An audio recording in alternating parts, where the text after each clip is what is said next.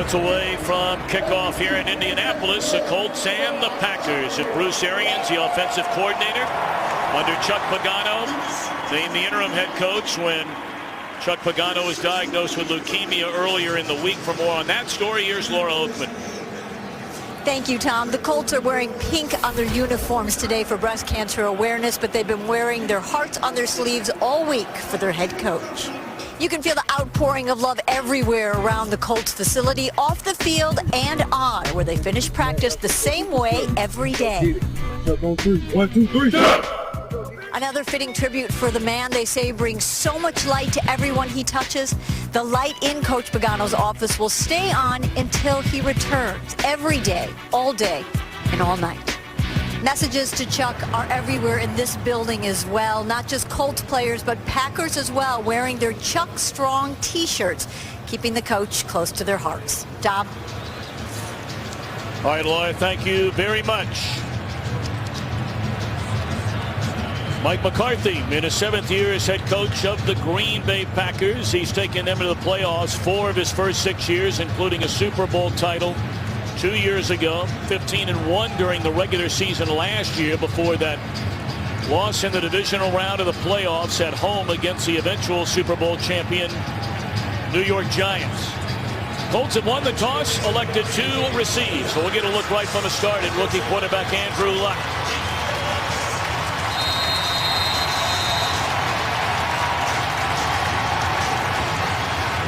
Cassius Vaughn, Levon Brazil waiting on the kick. Crosby spins it away, and it'll be Vaughn to take a knee and out to the 20. For the Indianapolis Colts, Andrew Luck has started every game in his rookie year, and his favorite target has been, again, Reggie Wayne. Reggie Wayne, of course. Donald Brown is going to have to be big in the running game to keep the ball away from the Packers. But the tight ends, Fleener and Allen, they're going to be equally important, not only in the passing game, but in protection. You're going to see both of them stay in and help out against this good rushing package of the Green Bay Packers.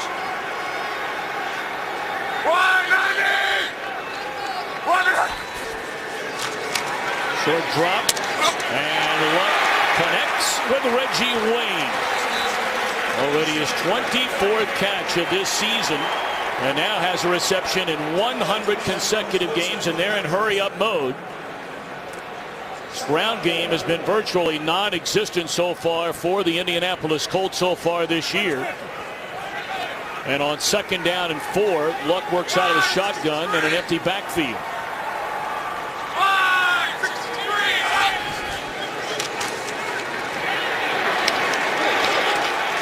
Is that a catch? No. He had an eye on Donnie Avery. It would have been enough for a first down, but a little bit too low. So 3rd down and 4 upcoming. Green Bay dramatically improved defensively from the worst overall defense in the NFL last year. Well, we know about Clay Matthews coming off the edge. A.J. Hawk kind of holds it together. B.J. Raji on the inside.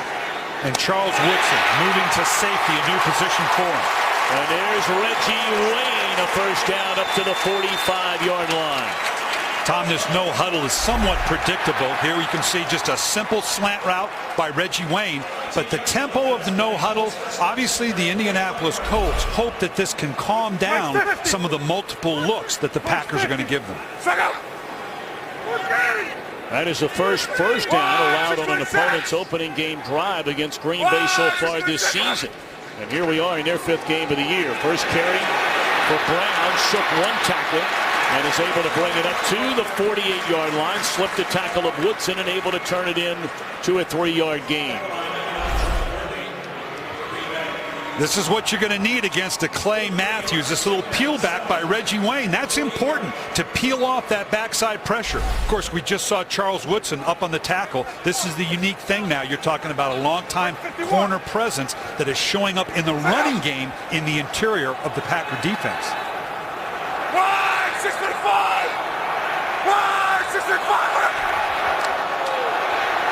Brown once more, and he is stopped just shy of midfield. It'll bring up a 3rd down and a long 5. Opening drive of the game for the Indianapolis Colts. Andrew Luck, typically for a rookie to orchestrate this no huddle would be asking a lot, but they clearly recognize they're trying to give him a chance to see what he can down the field and react to this multiple movement of the Green Bay Packers. Well, they call it 3rd down and 6. Here comes a blitz and batted down by Eric Walden. So the Colts will punt it away. And that's exactly the thing I'm talking about. You're going to see the inside pressure here coming from the inside, and then uncharacteristically Walden dropping back inside. With so much pressure on the inside, this is the kind of surprises we're talking about. I'm not sure he expected Walden to be in that passing lane. The always dangerous Randall Cobb. He's already returned 1 punt for a touchdown this season. A fair catch at the 8-yard line. And when we come back, our first look of the day at Aaron Rodgers and the Packer offense. No score in Indianapolis. Today's game on Fox is sponsored by Southwest Airlines. Find our fares online only at southwest.com. First possession of the game offensively for Aaron Rodgers and the Green Bay Packers. And this drive starts just inside their own 9.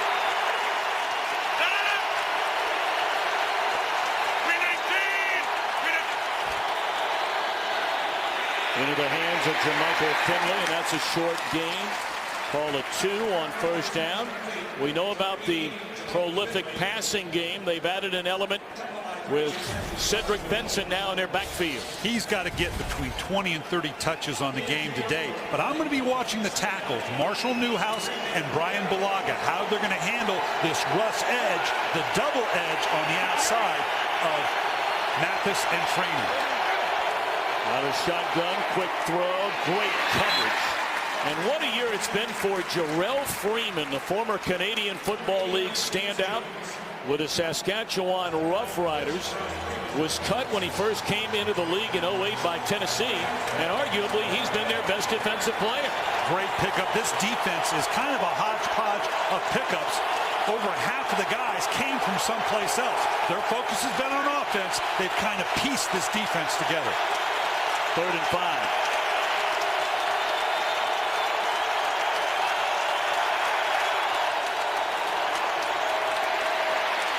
Rodgers will run it and slides for a 1st down up to the 29-yard line. Well, as you see coming off the edge, Dwight Freeney, he's coming upside there. You can see one-on-one, but now he steps up inside. Nice job on the left side, and you do not want to do this to Aaron Rodgers. As you bring those upfield rushers, you've got to be firm on the inside because we've seen it many times before. Aaron Rodgers can kill you running the ball. First carry for Cedric Benson, 3 consecutive years, better than a 1,000-yard rusher for Cincinnati. Let's send it back to Los Angeles and check in for the first time with our friend Kurt Menefee. Well, TB's upset pick was the Browns to win at the Giants. Ahmad Bradshaw fumbled on the first play from scrimmage. 2 plays later, Trent Richardson took it in, and it's 7-0. That was less than a minute into the contest. Browns on top, Tom and Brian. Those are some of the games the Giants traditionally have struggled with at home when they're big favorites. Trying to bounce back after that loss to the Eagles. 2nd down give is to Benson. And he is stuffed right at the line of scrimmage, maybe lost a yard by Cavell Connor. They're thrilled to have Freeney back. He injured his ankle the first quarter of the first game in Chicago. We've talked about Freeney and Mathis, but I'm going to watch the back end. Powers and Cassius Vaughn. These are backups, kind of to backups. They're without Vontae Davis and Justin King, their nickelback. If there's a group you don't want to be short on, it's in the secondary when you face these Green Bay Packers. Another 3rd down, this one 3rd and 6.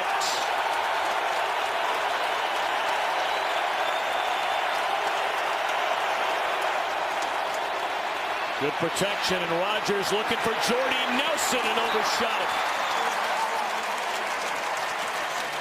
So the Green Bay Packers have now started all 5 of their games on their opening possession where they have yet to score a point. In fact, they are the only team in the NFL that has had to punt on the opening possession in now each of their first 5 games.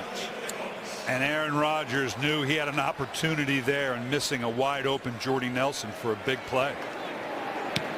T.Y. Hilton waiting on the punt from Tim Mastay, and he's backed up to the 10-yard line and will just lunge forward to the 15.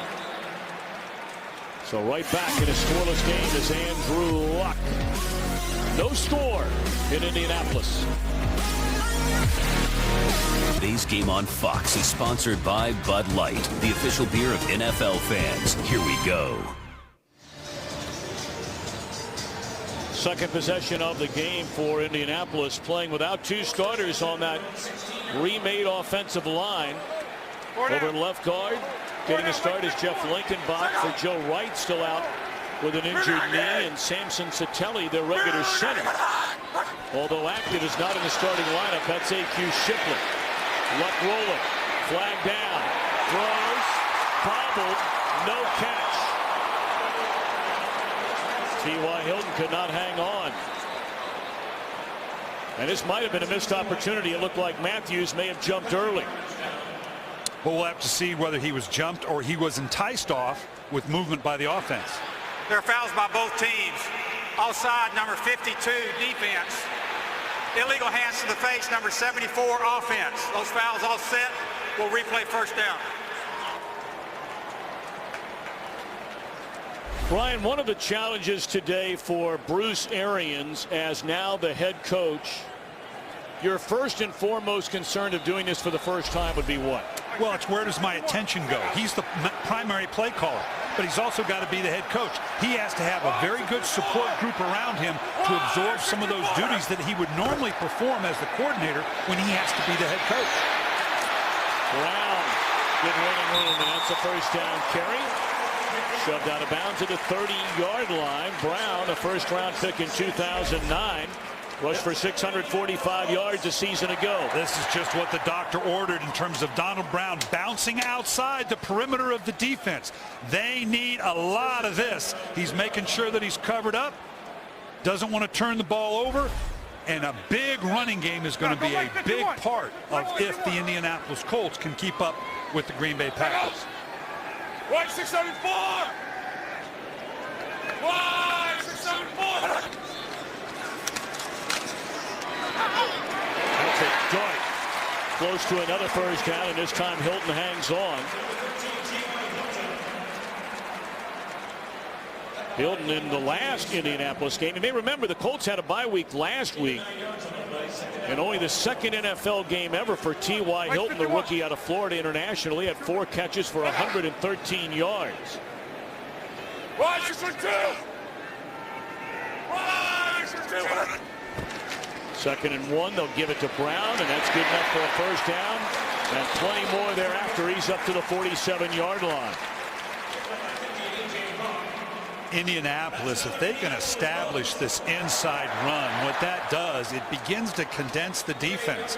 It brings a Clay Matthews into the body of the offensive line. It forces a Charles Woodson to come down into that box. That's then what allows them to bounce the ball outside or maybe get matchups on the outside in the passing game.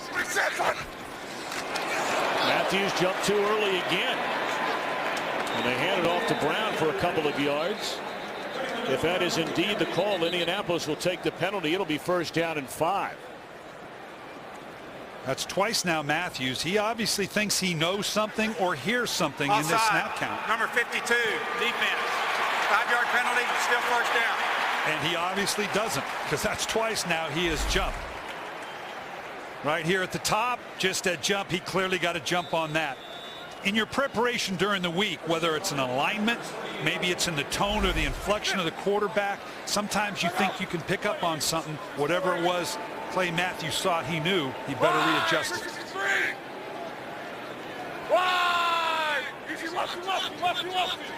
Woodson right here. He knows he's got to account for him. Blown dead before it ever got started. And this time it'll be against Indianapolis, so we're right back where we started at 1st and 10.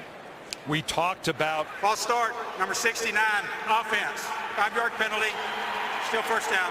We talked about Andrew Luck having to account for Clay Matthews and Charles Woodson. He also said, what I can't do is become mesmerized and not be able to get the offense orchestrated because I'm too worried about where they're at. So 1st and 10, Vic Ballard, the rookie out of Mississippi State, checks into the backfield for the first time today.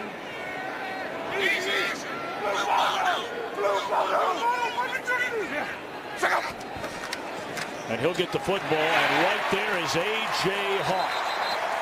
That'll be a loss of 2, and let's check in with Kurt Menefee back in Los Angeles. There have only been 2 touchdowns scored so far this Sunday, both by the Cleveland Browns. Brandon Whedon hooking up with Josh Gordon. His first NFL touchdown is a 62-yard score. 5 minutes into it, they lead 14-0 at the Super Bowl champion Giants. Tom and Brian. They had that game earlier this year where the Giants fell behind big to Tampa Bay and stormed back in the 4th quarter. Looks like the Giants may have to try and do that again today, trailing by 14 early on at home against Cleveland. Moving Clay Matthews around now, trying to confuse the young quarterback. Luck. Catch made by Wayne, gets a big chunk of it back. On 2nd and 12, that'll be a gain of 9, so it brings up 3rd down and 3 now for the Colts on this second possession of the afternoon. What a gift it is for Reggie Wayne to be available for Bruce Arians and quarterback Andrew Luck. To have that experience on the field for a rookie quarterback is absolutely invaluable. This is a very young offense. All 9 rookies on this football team are on the offensive side of the ball.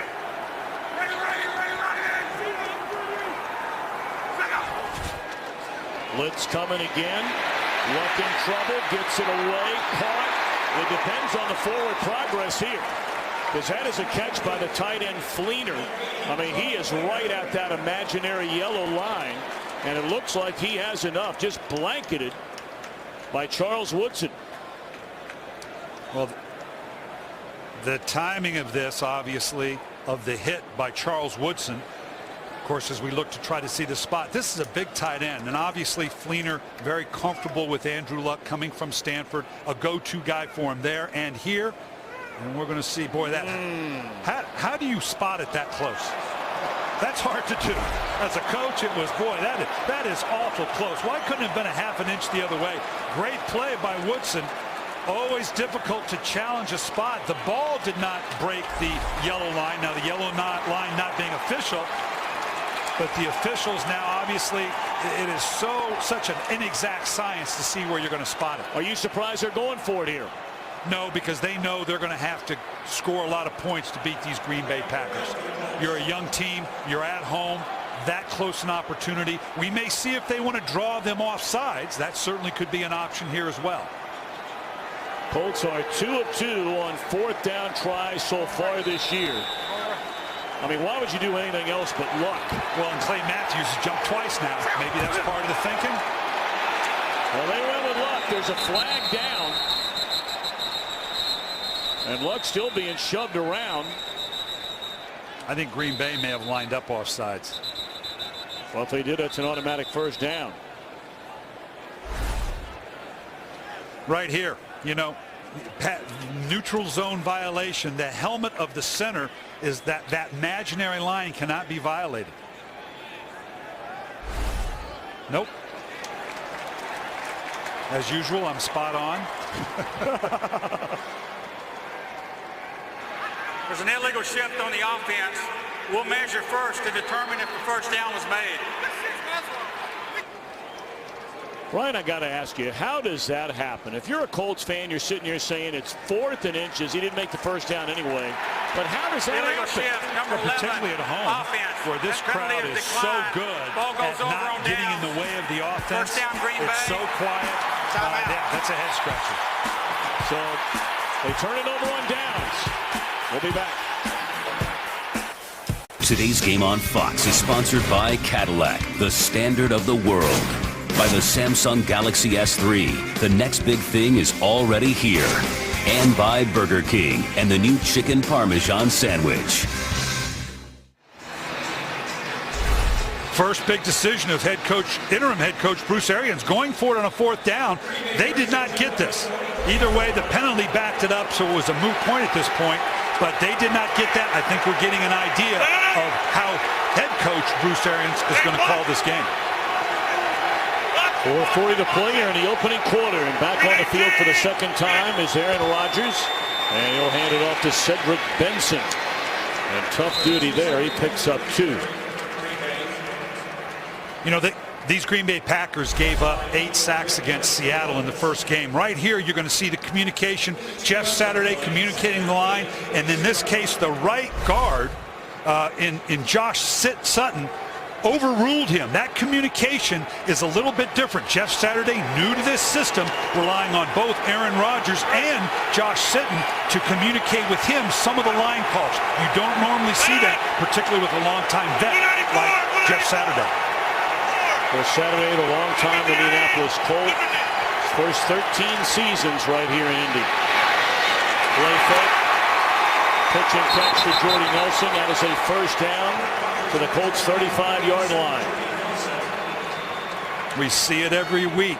Big plays come off the play action. You got one-on-one with the big Jordy Nelson outside. Little double move, get the corner to turn and run, and then cranks it back out. This is very tough on the young Powers, because he doesn't want to give up the big play. This type of double move comeback could be there all day for Aaron Rodgers and Jordy Nelson.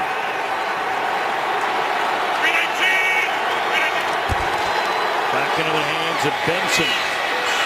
Still on his feet. And a gain of 9 right behind the center, Jeff Saturday.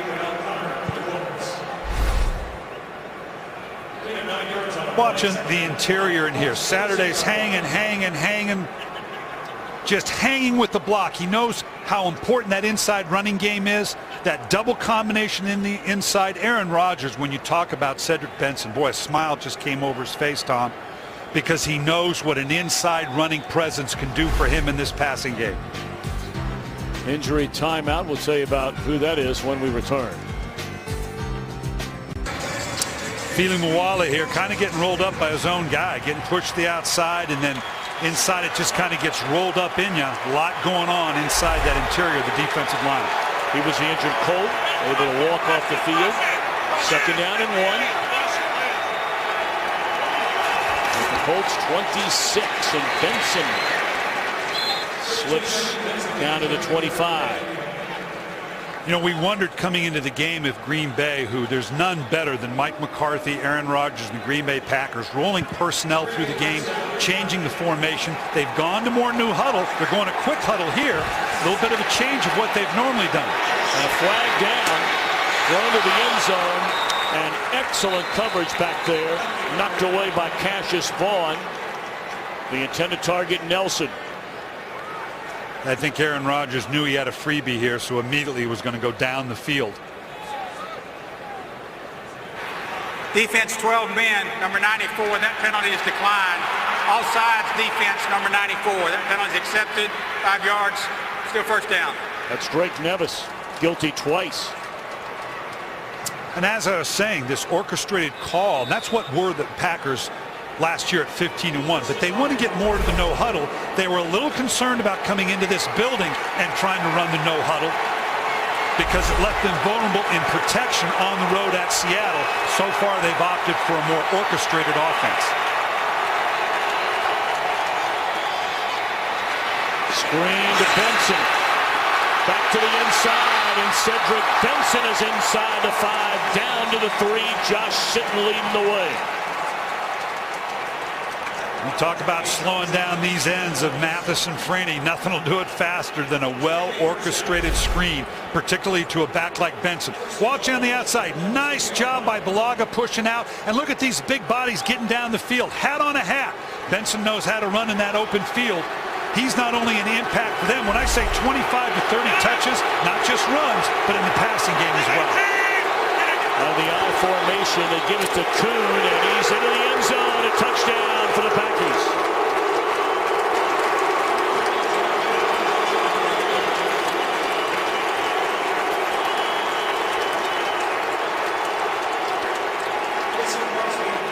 Ryan, you and I saw Cedric Benson a great deal last couple of years. This is just kind of a quick flip right here. You love this. They're looking at Benson, and he just gives a quick handoff to Kuhn. Slips into the end zone. Defenses hate that. You're following your keys. You're following the lead guy in Benson, and all of a sudden a guy like Kuhn gets slipped in the back door. 7-0 Green Bay.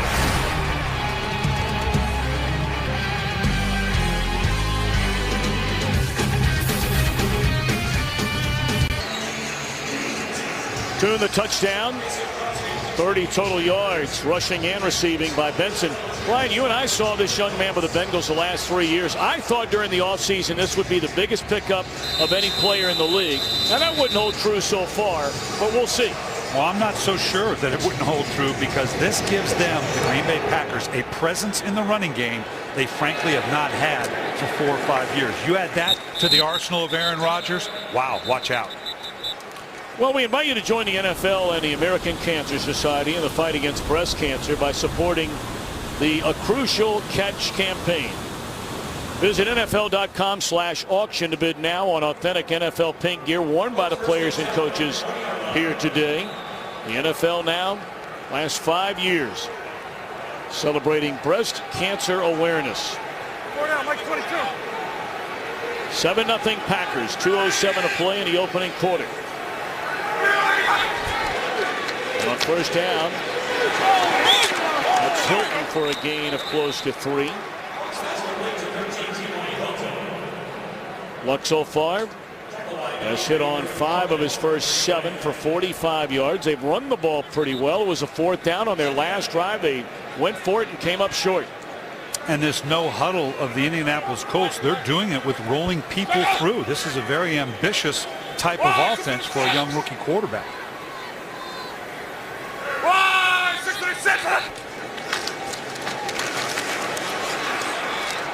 Ballard up to the 25-yard line. It brings up a 3rd down and 5 for the Colts.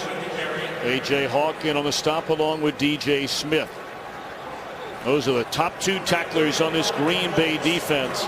Vastly improved from the worst overall defense in the NFL in 2011.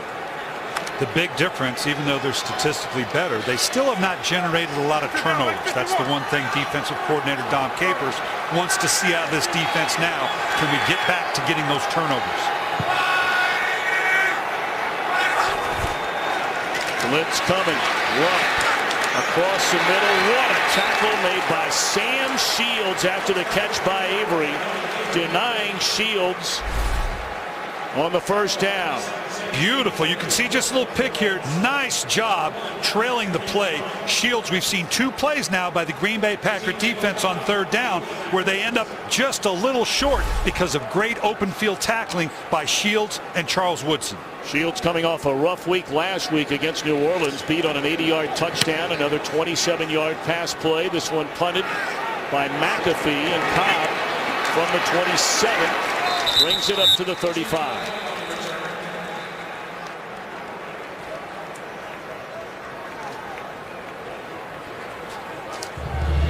We'd like to thank and welcome the men and women in uniform serving around the world, watching our broadcast in 175 countries and aboard ships at sea on AFN, the American Forces Network. We cannot thank all of you for what you do, standing and fighting for the greatest country in the world. May God bless you all, and thanks for watching today. Tom, we spend so much time in airports. I can't tell you how great it is, the feel it is. We've all seen it. When people honor our troops, when you see them in the airports, whether it's applauding them or buying them a drink, and it's great to see. Sure is. We invite you to do that next time you see a member of the military. Rodgers on first down finds Nelson. And that catches up to the 45. That's where he needed to get for a first down. And we'll wait on the spot as they'll change ends of the field. End of the opening quarter. Green Bay and the Colts 7-0.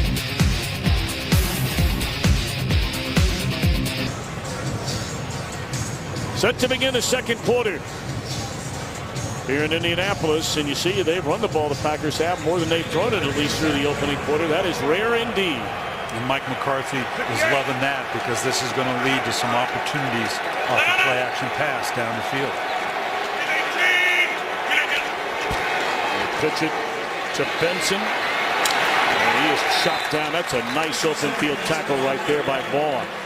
Tom, I want to go back to something. We talked about that half-man principle. I want you to watch the interior line, work outside to Franey here, and right at the top, Jeff Saturday comes back, and you can see right here, the back comes as well. We talked about Franey acknowledging they better put a half a man more on me, or it's going to be a long day. There's a lot of ways to get that half a man over there.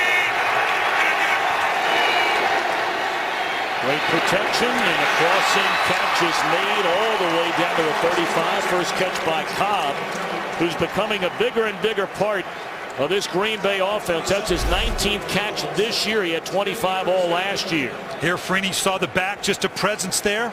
Left tackle holding up. That's what they have to do to give Aaron Rodgers just that extra half a count to get the ball off, and they get a yield like that anytime that he can. Right back on the ground, right back in the midst of Benson. Tom, when I talk about a half a man, Dwight Freeney said he's looked at the tape. He knows they can't just block him one-on-one. They don't expect two-on-one. But when I say half man, I mean maybe a back just chipping. Maybe just a presence of a tight end. Maybe it's just a guard putting a hand up. That half a man help that these tackles need, both with Freeney and Mathis. Gain of 3 on the Benson carry on first down. 2nd and 7. And it's Benson out of the backfield. And there's a flag in the backfield. And another penalty flag comes in right where the catch was made. So 2 flags, appears to be for 2 different infractions. And Benson comes up a little slow. You hope there's nothing to that, because we've just been talking about for a whole last quarter what a big impact he has been for this offense. 2 fouls on the defense. Illegal hands to the face, number 55. That penalty is declined. Personal foul, unnecessary roughness, number 90. Defense, that penalty is accepted. First down. After the goal. Right there, Corey Redding coming in. Kind of an innocuous hit to the helmet, just the fact that he led into it. They're going to get that called. The man was clearly down. And still shaken up, Cedric Benson. Let's see what happened at the end of this play. Yep, right there, helmet to helmet. Today's game is sponsored by the new 2013 Ford F-150 with EcoBoost. By Miller Lite, it's not just a good time, it's Miller time. And by DirecTV, now NFL Sunday Ticket is included at no extra charge when you switch. Andrew Luck and the Colts trailing 7-0, and the Packers are knocking on the door once more as they're taking a look at Cedric Benson after leaving the field after the catch a moment ago. Already won 41 yards rushing and receiving for Benson. And now he's on the sideline. An empty backfield as Cobb goes in motion on first down at the Indianapolis 15. Into traffic and broken up.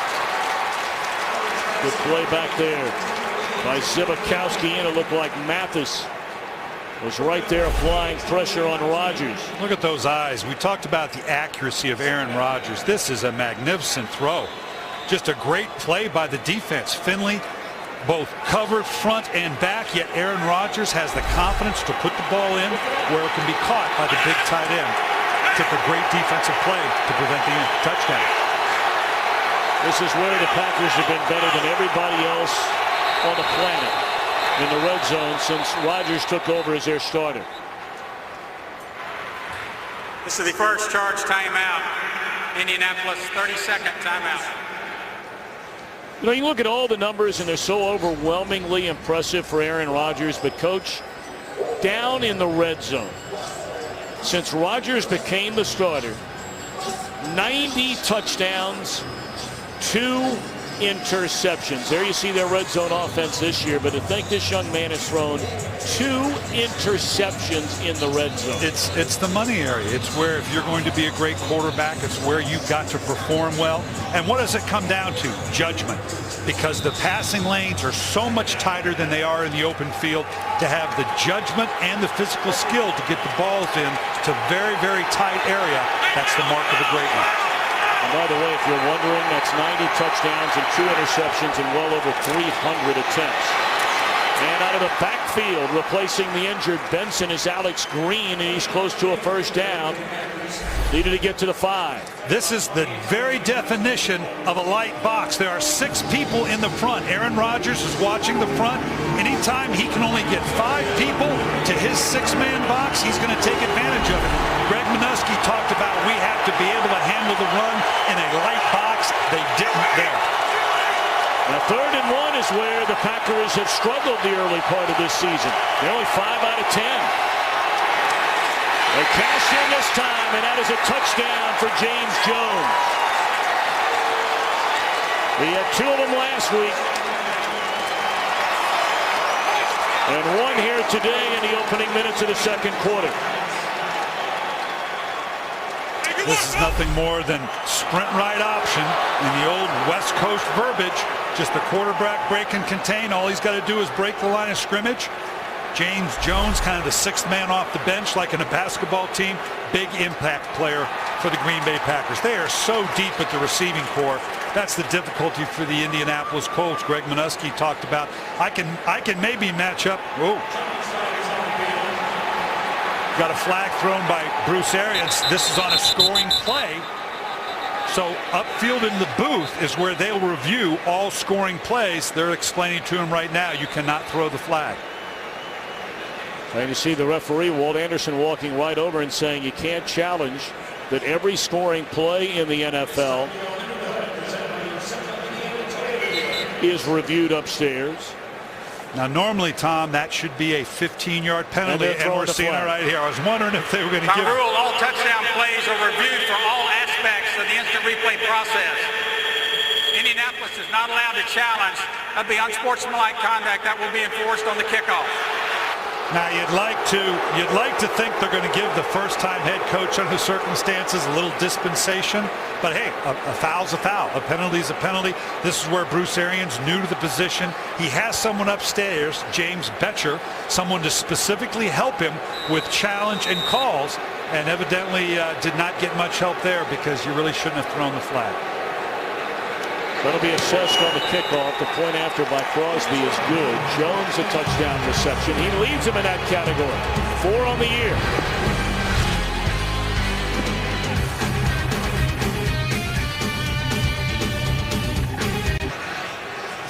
Well, it's kind of unfortunate with the throwing of the flag by Bruce Arians. Not only did it cost his team 15 yards, but the rule says it also stops any replay. Of course, replays on any scoring play comes from above.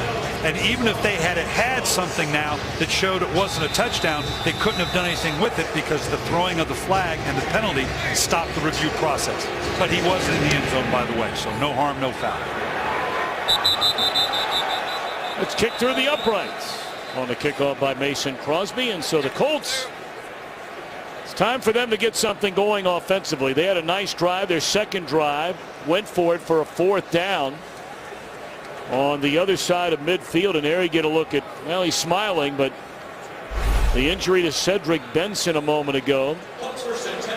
We're looking at his foot, which may have gotten twisted, the left foot underneath the tackle on that catch on the last Green Bay drive. We'll keep you up to speed if we get any word from the Packers locker room, and that will be early movement along the Indianapolis line. 69, offense.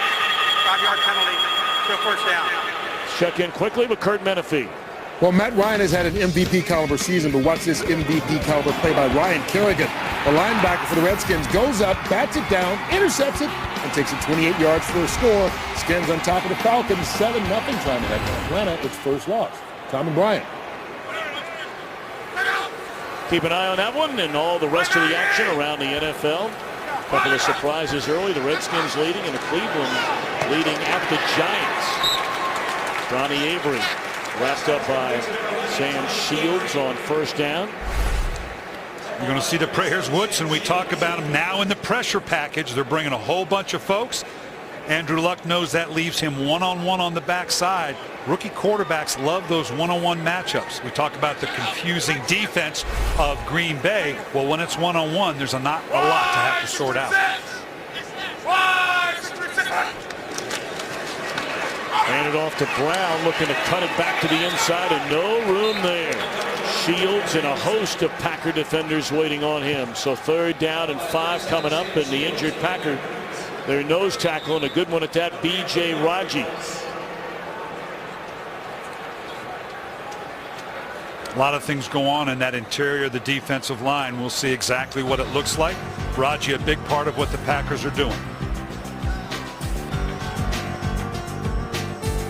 Today's game is sponsored by AT&T, the nation's largest 4G network. AT&T, rethink possible. 3rd down upcoming after the injury to Raji, and again we'll check on him. Taking a look at his left ankle, it appears there on the Green Bay sideline. 3rd down and 5 for Luck and the Colts. And he's sacked. I got a feeling this is a penalty against Green Bay on that hit by the rookie Nick Perry. That looked like helmet on helmet, jarring the ball loose from Andrew Luck. Yeah, this is a tough one to absorb. They're going to get the penalty, but that doesn't mean a lot to Andrew Luck right now because his head is ringing. You can see it coming off the edge right here. He comes clean. Well, I don't know. That started unless it hit at the breastplate, unless it worked up into the helmet. First down. Well, I don't know. That looks about as clean. The head dipped down after the hit. If the contact begins at the breastplate and then works up to the helmet, yes, that's a penalty, but I don't know that that was. Well, Mike McCarthy's been none too happy, and of course you can't blame him. With calls in each of the last 2 weeks that have not gone his way. The Hail Mary game-ending catch made by Golden Tate in Seattle, which appeared to everyone to be an interception by M.D. Jennings. And then the fumble last week by Darren Sproles, which turned out could have been an enormous play in that game. He has a legitimate claim there. Now, if they want to say that he lowered his head and launched, okay, maybe that's another issue. I'd be very surprised if we see a fine come with this. I thought it was a continuous if you're a defender, it's very frustrating. How do I hit a quarterback now? I don't know what to do that. So it's an automatic first down at the 32-yard line, and they'll give it to Brown. Feet still churning up to the 35. That'll be a gain of almost 3. 2nd down and 7 upcoming. 11-11 to play until halftime, and the Colts in a 14-0 hole. They're continuing with the no huddle here. Raji down. That means the interior of the Green Bay Packer defense is a little light-handed. They may continue to try to probe that.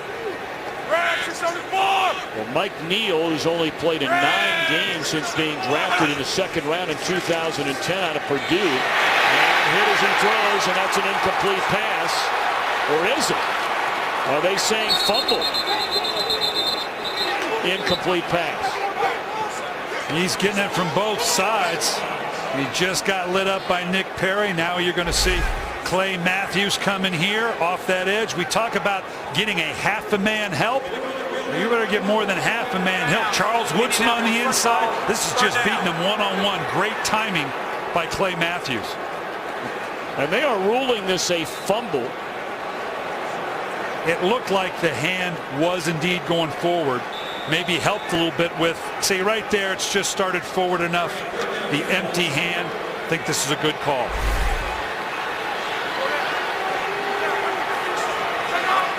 All right, 3rd down and 12. They need to get all the way up to the 42-yard line.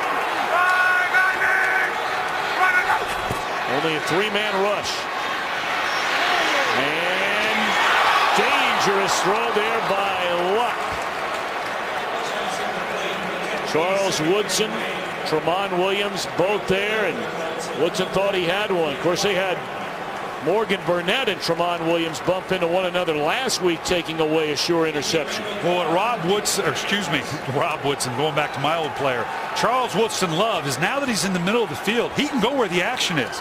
They can't stay away from him. Nice job by Charles Woodson showing up first in pressure and then now in coverage. Cobb spins out of one tackle, and look out. No flags down. And Cobb finally dragged down to the 32-yard line.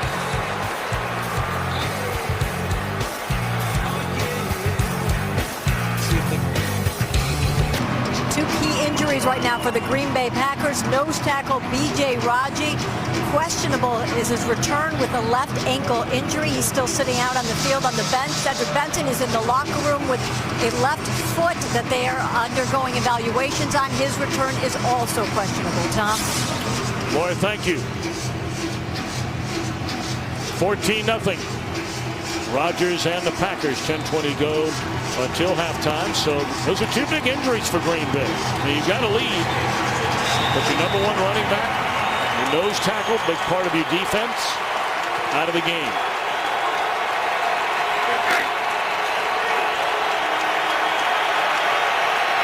First down from the Packer 32. And Alex Green spins out of one hit and just does get back to the line of scrimmage. Green replacing the injured Benson. I was just going to kind of question. It'll be interesting to see if they're willing to stay with this run mentality that served them so well in their two scoring drives with Alex Green in there compared to Cedric Benson.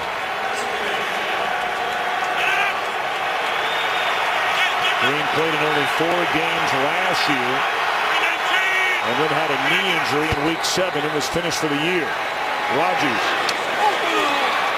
And that ball is dropped. A rare drop through his 14 seasons by the Packers' all-time leading receiver, Donald Driver. He's the veteran of the group. He's the old man. All these guys have kind of grown up with Aaron Rodgers in their 5th, 6th, 7th year. Donald Driver's the guy that was there when Aaron Rodgers got there. You can see the numbers here. This is a guy that has been a staple for Aaron Rodgers and kind of was the old man of the group that kind of held them together as they grew as a group together.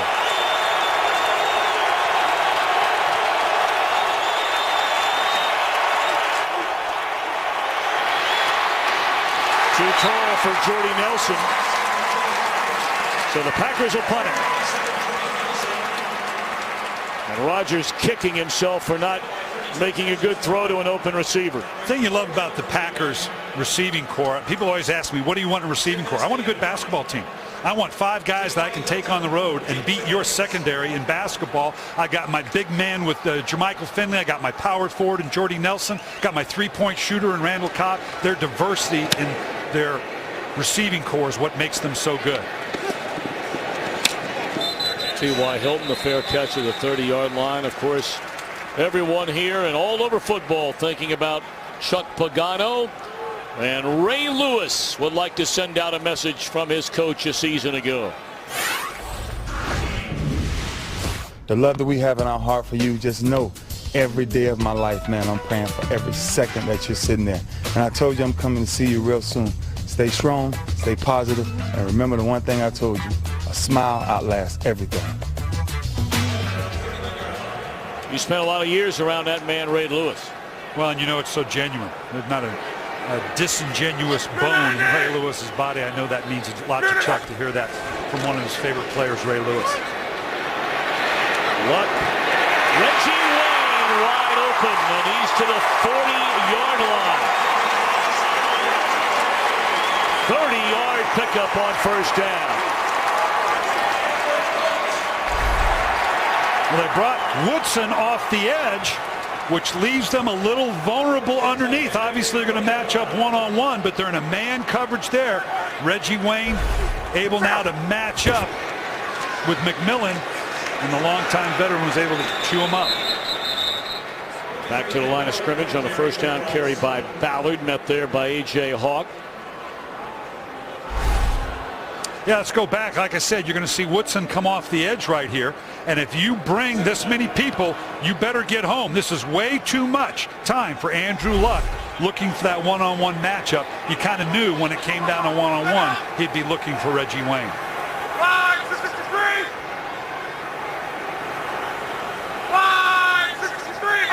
Colts in search of points here. Blitz coming, they get it away. And to the 35, it'll be a gain of 5 on a catch by Ballard. Third down upcoming. Let's check in with Kurt Menefee. Finally a score between the Eagles and Steelers. Ben Roethlisberger throws it as a lateral to Rashard Mendenhall, so it's a 13-yard touchdown run for Mendenhall, playing his first game since tearing his ACL on New Year's Day. 7-0 Steelers on top. Tom and Brian. Brian, you were talking about the return of Mendenhall already. Yeah, and they're going to Palomalu and Harrison. They're getting real healthy just at the right time. See the Colts 1 out of 6 on third down. Trying to continue this drive. It would be a long field goal try for Vinatieri, and they're blitzing. They pick it up. And is that a one-handed catch? It is by Reggie Wayne. Oh, my goodness. And a flag is down. Boy, it doesn't get much sweeter than that. I think we're going to get a pass interference call with it as well. That's insult to injury. You end up holding, and he comes up with the catch. Charles Woodson armbarring, reaching up right there. It's not enough to keep Reggie Wayne from pulling in. What a spectacular catch. Just knock it back into yourself right there. That's well covered, obviously, by the future Hall of Famer Charles Woodson. Not much more you can do to stop that. Already 93 yards for Wayne, off to the best start of any season in his NFL career. And that includes every year of his career until this year, really till last year when Peyton Manning was hurt.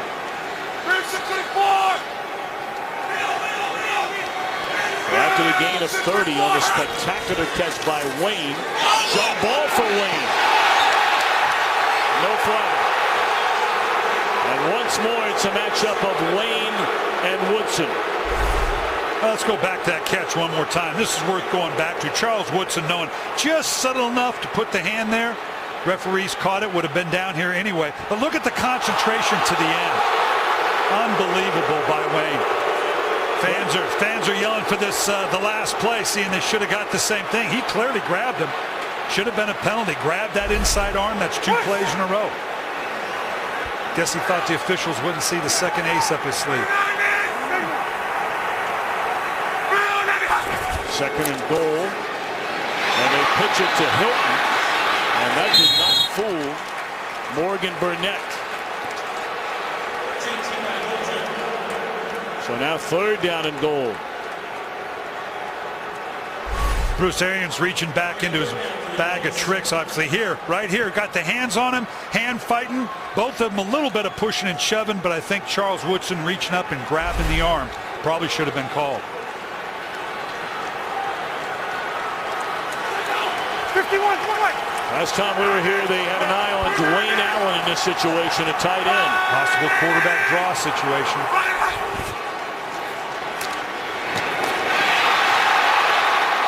Knocked loose inside the 5-yard line. That was Nathan Palmer, who had checked into the game for the first time. Right off the bench trying to find him. Really good throw. Nice breakup. Nice job on the inside. Eric Walden, we've seen him drop to the middle a couple times now. A big linebacker. That's the last thing a wide receiver wants to see.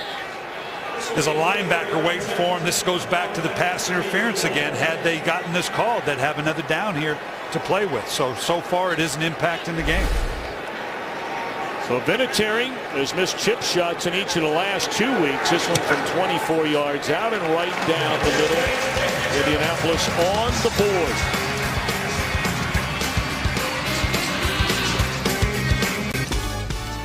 Fox tonight, the scariest night of the year. Why? Because the Simpsons say it is. And you know what that means. An all-new Simpsons Treehouse of Horror. All part of a hilarious night. An all-new Halloween episode beginning tonight, 8 Eastern, 7 Central, only on Fox. We're never together on Halloween. You always, what are you going to do? Are you going to dress up for Halloween? I will. How about yourself? You dressed up in Green Bay a couple of years ago as a Grinch. That was around Christmas time. I may dress up and try to pass myself off as an analyst. What do you think? Good luck.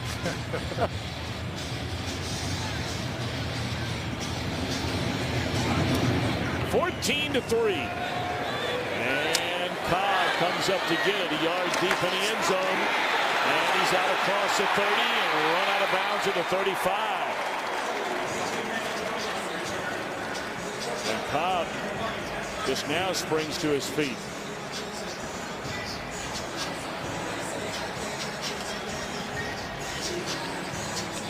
Well, I'll be interested to see if Aaron Rodgers comes out and changes the temperament. I don't know why they would. They've been sticking with an orchestrated offense, haven't done a lot of the no huddle. They really enjoyed that the last couple of weeks. He enjoys running it, but they're playing pretty good this way. I don't think Mike McCarthy will change too much up from what they're doing right now.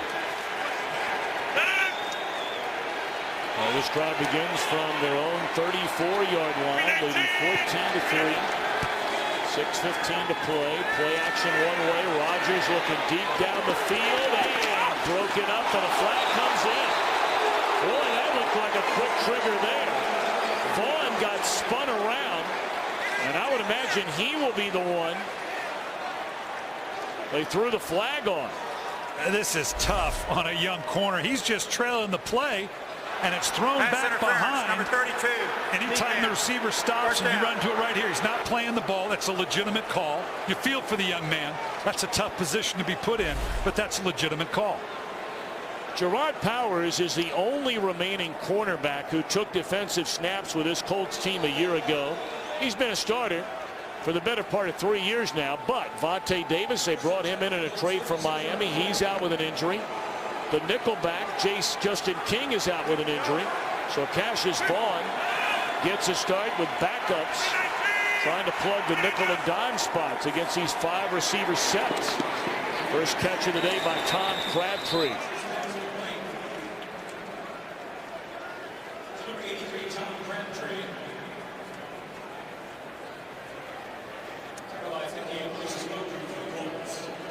Aaron Rodgers loving this now. Got everybody spread out. You can see the leader, Aaron Rodgers. Very efficient day for him right now.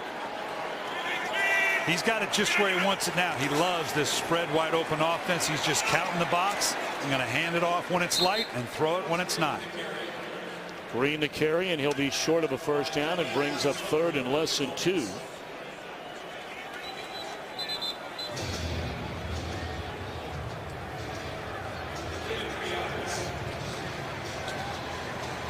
When we talked to Aaron Rodgers, he loves the no-huddle offense. He really feels like he can get and use his experience, use a rhythm here, and he's got comfortable enough comfort zone with his running game to utilize that. They're manned up here. He's looking for a shot down the field. You better believe he's checking to something, because it looks like Indianapolis is bringing the house. Well, this is 3rd and maybe 3 inches, and they're throwing it. And they convert. Flag is down on the far side of the field. Nelson, the reception, a first down, takes him to the 11-yard line, but we wait on the penalty flag.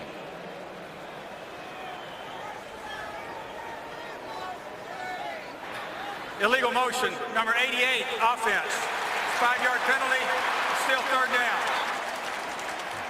Wow, and Aaron Rodgers is upset. He's trying to plead his case, but you need to move on and get to that next call. I don't know what he's complaining about, but Jermichael Finley, they're talking about an illegal motion. He knew exactly what he wanted. He checked the play. The tight end never got set. Boy, that's frustrating to convert on a 3rd down. Finley, listening to the audible, never got down into a full stance, was moving into his stance as the ball was snapped.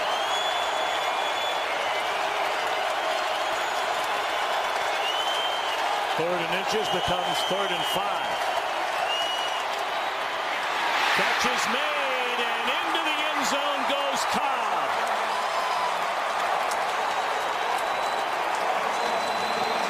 That's his first receiving touchdown in his 2012 campaign. It comes from 31 yards out.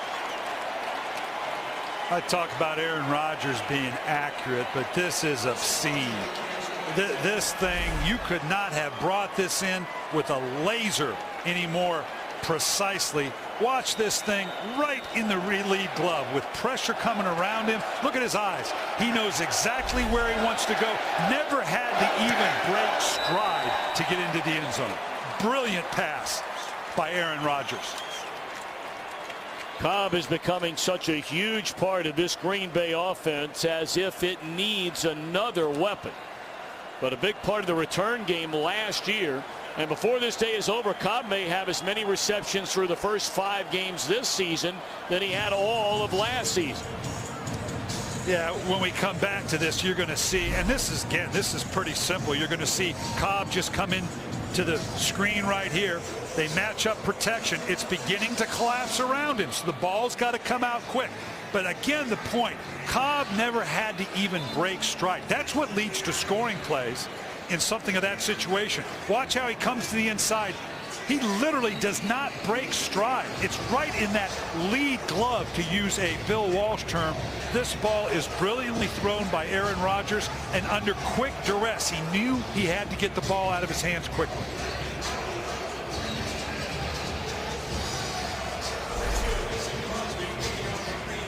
Boy, so many weapons, and they're playing without their best receiver over the last 2 seasons here today. Greg Jennings still out with a groin injury. They may rest him for 3 or 4 weeks to get him all the way back to 100%. Why not when you got depth like that? So 21-3, 4:21 to play, and Indianapolis with a pair of timeouts next week. Foxtoberfest continues. Epic matchups and exclusive coverage of a National League Championship Series. Who will be there? Legends are born in October, and our coverage, Game 1 of the NLCS, next Sunday, a week from tonight. 8 Eastern, 5 Pacific. Cincinnati jumping out to a 1-0 lead over the Giants in that division series best of 5. The Nationals will be in St. Louis to kick off that series later today. First down carry to Brown, and that's a gain of 9. No one wants to be down 21-3, but this is a perilous situation for Indianapolis that now has to feel like they have to keep up. You can see right there Clay Matthews, he's never out of the play, does a little flip coming back into it. Indy's got to be careful they don't press too much here in trying to keep up with the Green Bay Packers, all but down 21-3. Look at the energy here of Clay Matthews. Gets bumped outside the play on a quick draw. He's never out of it. Boy, just rolls right there, comes out of it. Maybe he can be back into the play. You love that type of enthusiasm. That's the way you come into our production meetings. That's right. On Saturday. Coming out of the roll, because I do fall down a lot.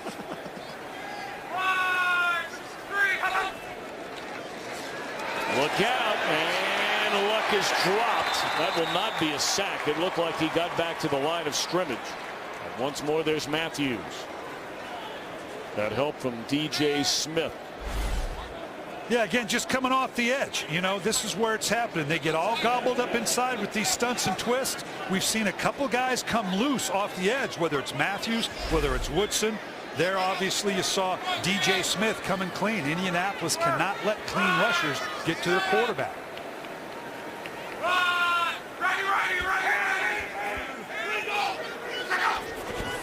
Blitz coming all the way from the secondary. And getting rid of it quickly is Luck. He finds Avery. That'll be a gain of 8. So 3rd down and 2 for the Colts as we're closing in on 2.5 to play until halftime. Colts do have 2 timeouts and the 2-minute warning should they keep this drive alive. And you would imagine they'll try and get off this 3rd down play where they're going to have to before the 2-minute warning. There's 1 second differential. Yeah, you'd like to hold on to these 2 timeouts up here and use that 2-minute clock to your favor.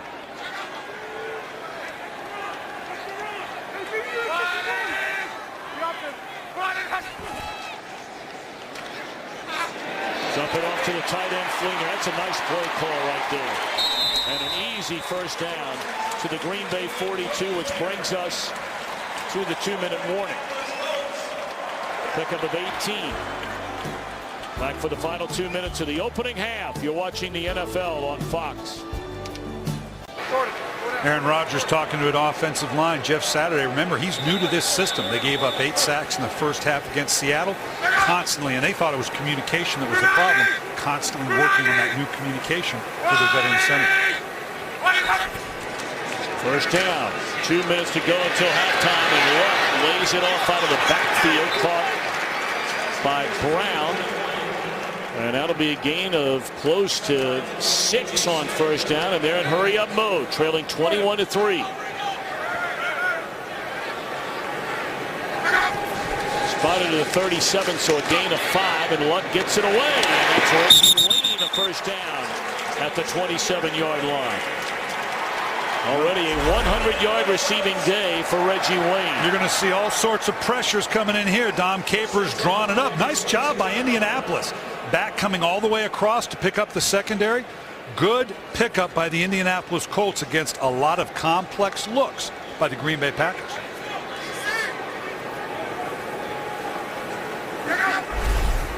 Clock stops. 2 timeouts remaining for Indianapolis. 1:35 to play until halftime.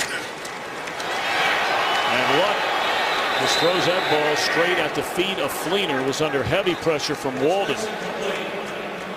Walden suspended for the first game of this season. He was their starter a year ago. They brought in the #1 pick Nick Perry out of USC. But as each week has gone by, Walden is getting far more playing time than the number of snaps Perry has gotten. Green Bay loves these linebacker type bodies. You can't have enough of them, and they're deep in it. Whether it be Perry, whether it be Walton, they're without Desmond Bishop and Frank Zombo, who were big factors in the last couple of years. They've got linebacker after linebacker on this team. Nice play to drive. Luck sacked all the way back to the 35-yard line, and that's Mike Neal. Playing in his first game this season. Coming off the suspended list, he'd only played in 9 games his first 2 years. Dom Capers is drawing it up here with a nice little stunt, a little twist with Matthews inside.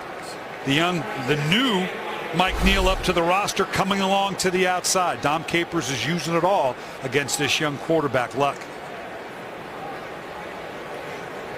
Dom Capers is one of the really fine coordinators in this league.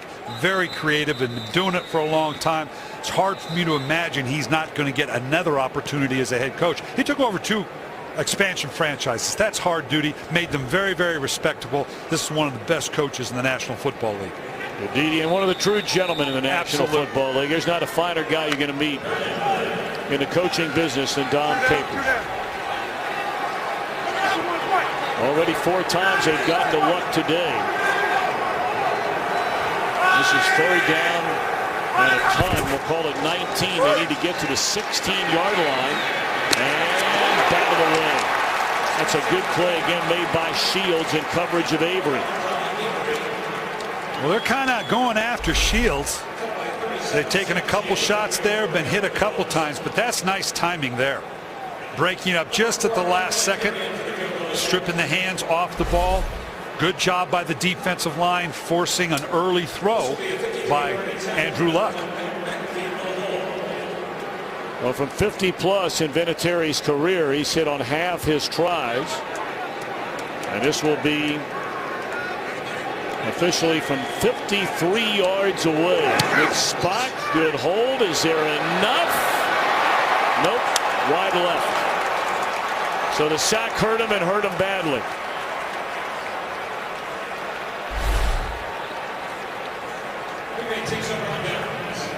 And we'll see. Again, you can't review it with the uprights, but you can the crossbar. Obviously went to the right or to the left, depending upon how you're looking at it. Arians knows right there. Cool. Talk about a game of inches. Actually a very nice drive by the Indianapolis Colts. It's too bad it didn't come away with a few points. Well, the problem is now all of a sudden you've left Green Bay with a minute 17 and all 3 or 2 of its 3 timeouts remaining.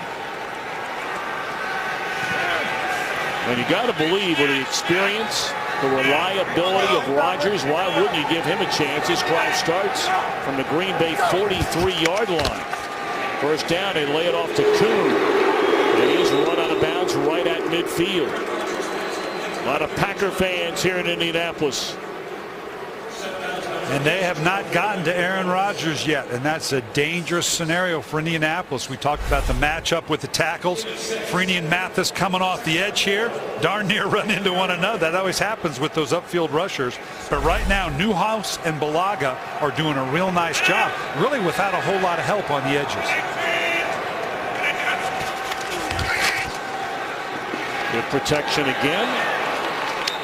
And just slightly off target. He had a wide open Jordy Nelson down at the 40-yard line. Well, knowing Rodgers, who's admittedly his #1 strength, he told us yesterday, of his entire package is his accuracy. And there have been a couple throws today where he's just missed Nelson. Well, and he's had a few drops. I'm going to disagree with him. Not that it's my place to tell him what his #1 asset is. I think it's his intelligence. You know, you talk about the great ones, Brady, Manning, Rodgers in that conversation. His intelligence and the way he orchestrates and implements a game plan is brilliant.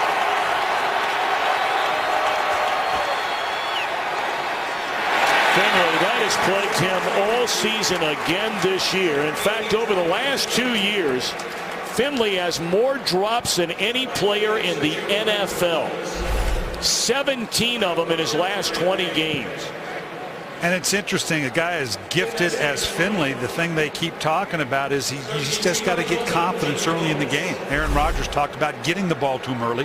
When he gets his confidence, he's on his game, but it's veneer thin. And it's hard to imagine that a guy as gifted an athlete as Finley. That's a big stop right there for the Indianapolis defense. Hilton the fair catch at the 15, and let's check in back in LA with Kurt Menefee. Okay, coming up on the Visa Halftime, we'll have highlights from a busy day in the NFL, including this surprise. Cleveland looking to upset the Giants at New York. And Baltimore and Cincinnati try to continue their winning ways. So join me, Terry, Howie, Michael, and Jimmy on the Visa Halftime. We'll see you then. Terry getting that do all fixed up for the Visa Halftime. Well, not a lot of work. He's like me. There's not a lot up there to work with, so it's a quick fix. Well, the Colts do have 2 timeouts left under a minute. Are they going to give Luck a chance to put it up? It appears so. First down. Fleener still on his feet. Tiptoes along the sideline. He was run out of bounds after the initial hit at the 23-yard line. And why not? I mean, the Indianapolis Colts, regardless of how their season ends, and obviously the expectations with this young team is only so ambitious, this is a learning opportunity for your young quarterback. Why would you not put him in this situation? You can't give him enough of these experiences. Whatever it yields this year, it will benefit them in 2013.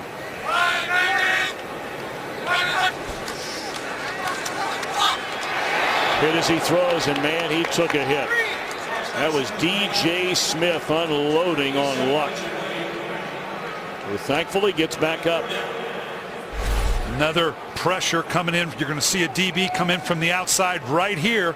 They're throwing a lot of different looks right there. Donald Brown is confused. He doesn't know whether to go outside or go inside, and they get a free rusher on the quarterback.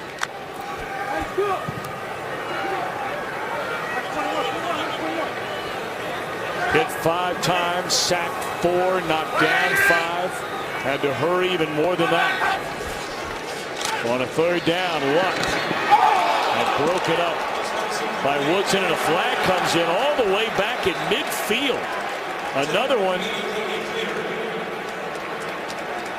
This is going to be against Green Bay. Holding, number 21, defense. 5-yard penalty, first down. Charles Woodson had a couple of them. He's been called for one, not on the other, down in the end zone, now again in the open field.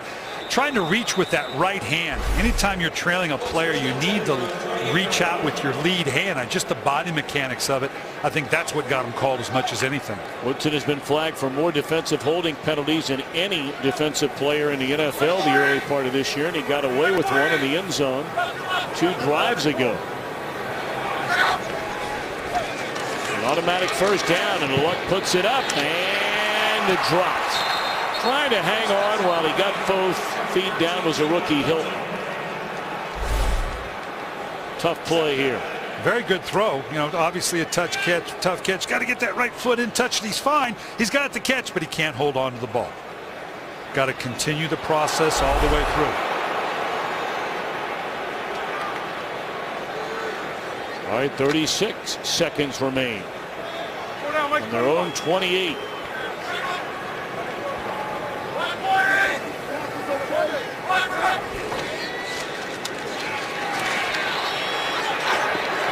Luck will run it, and it goes toward the sideline.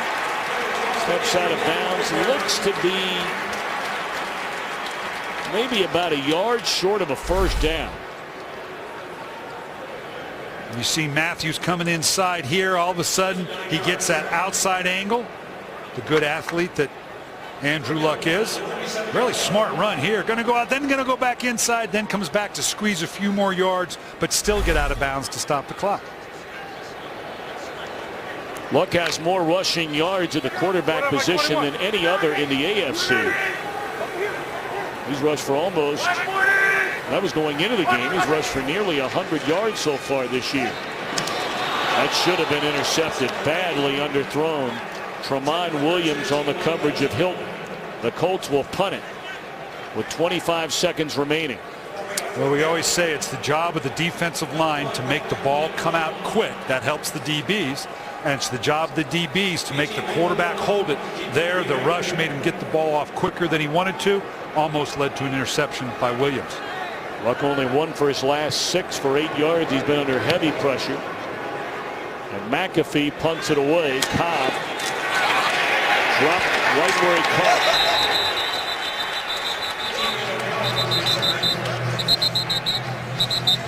Extra pushing and shoving going on down there after Sergio Brown came down to make the stop. Nice job by the gunner here. You can see Sergio Brown splitting the double, tracking the ball. Cobb thinking, you know what, if I can make the first guy miss, I might come up with the big play. Didn't happen. That's excellent gunner play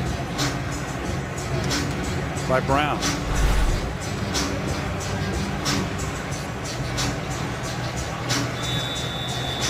Well, 16 seconds left. Packers do have 2 timeouts remaining.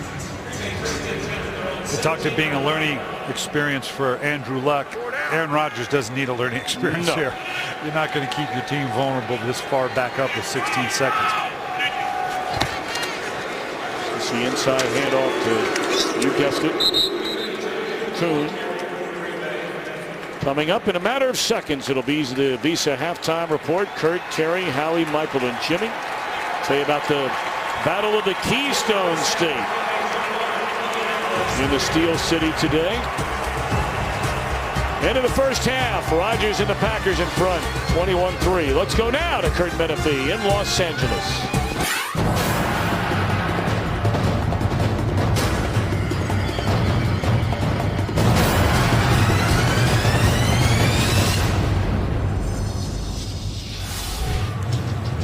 Well, we invite you to follow your favorite team all season long. Just go to iTunes.com/NFL. Set to begin the third quarter here in Indianapolis, where the Packers will get the football, already leading 21-3.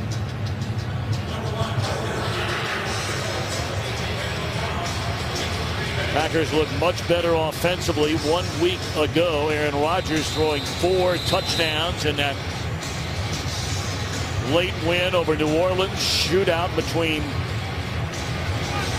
Aaron Rodgers and Drew Brees. And no shootout so far here. As Andrew Luck, Brian, has been under unbelievable pressure. He's been hit almost in double digits so far in this one. And Aaron Rodgers has not. Yeah. That's a big key to it. It's going to get worse. Down 21-3. The Indianapolis Colts obviously are going to get a lot of pressure packages from Dom Capers, the Green Bay Packer defensive coordinator. And Aaron Rodgers, this is just the kind of game he wants to play. It's what Mike McCarthy wants. They've had good balance. They're running the ball. He's going to still take his shots down the field. Be interested to see if they get into that no huddle just to work it a little bit more in this atmosphere. Of course, here without Cedric Benson, who got off to a good start in this game, running the ball, catching the ball out of the backfield. He left with an injury to his foot. And it does not appear he will return. So we'll see a great deal, it appears, of number 20, Alex Green. They play fake it to him on first down, and Rodgers was going for the bundle. Penalty flag comes down, and now Rodgers will just throw it away. Usually don't see this from the Green Bay Packers. Total commitment to protection, play fake, and a one-man route. Offense. 10-yard penalty, still first down. And this was part of the play fake. You can see the tight end right here. We talked about using tight ends in protection. That's one-on-one on the outside with Dwight Freeney. I don't know that I like that matchup. Worked his hands up to the face. It was a total sellout with the play fake with the one-man route. Don't see a lot of that by the Packers. Probably don't see it again the rest of the game as badly as that went. Well, you see some of the yards, rushing yards, almost dead even. In fact, the Colts more passing yards. But sacks a big factor. And really efficiency once you get into the red zone. Rodgers will run it and slides across the 20. Let's go downstairs and check in with Laura Oakman. The Packers fans may be happy with the way their offense looked in the first half. Mike McCarthy was not. He said we have to take our efficiency to the next level. That starts with catching the ball. Defensively, he said we're getting our hands on the ball. We just have to take it away. Bruce Arians, down 18, said nothing's going to change offensively. He said we're going to keep with that fast-paced, no huddle. What we got to be better on third downs. 3 for 10 is not cutting it. Defensively, emphasis on the pass rush. We got to tighten our coverage, get some hits on Rodgers. He is picking us apart. And that he has done so far, hitting 11 of 17. And now flushed out of the pocket, drops it off to Jermichael Finley. He's short of a first down by about 2 yards. We talk about Aaron Rodgers and how accurate he is outside the pocket, but just that subtle movement in the pocket. This guy is such a complete quarterback and has such a grasp of the offense. When you talk to Mike McCarthy, he says this is by far the smartest quarterback he's ever had. Of course, Mike was a huge part of the development with him, but he knows how to utilize all these weapons that he has across the board in terms of receivers. He controls all the protections. He's in complete control of this offense. Third down and 2.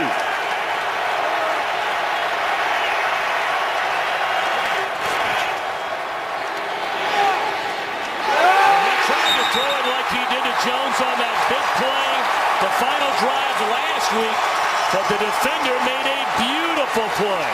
Gerard Powers picks it off. Indianapolis in business to begin the third quarter.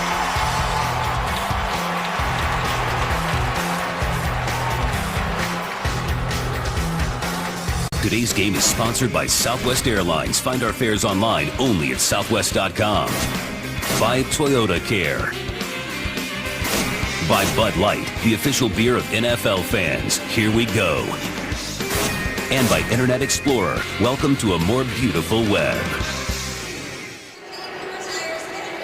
Aaron Rodgers throws his first interception on a third down play this season. Now the Colts will take it. It's only the second time they've started a drive in the opponent's territory. That's just a brilliant play by Powers. I mean, even the blind squirrel gets the nut every now and then. They've run a couple of these throwback or back shoulder throws. But just a nice play by Powers. Give him great credit for recognizing what was going on.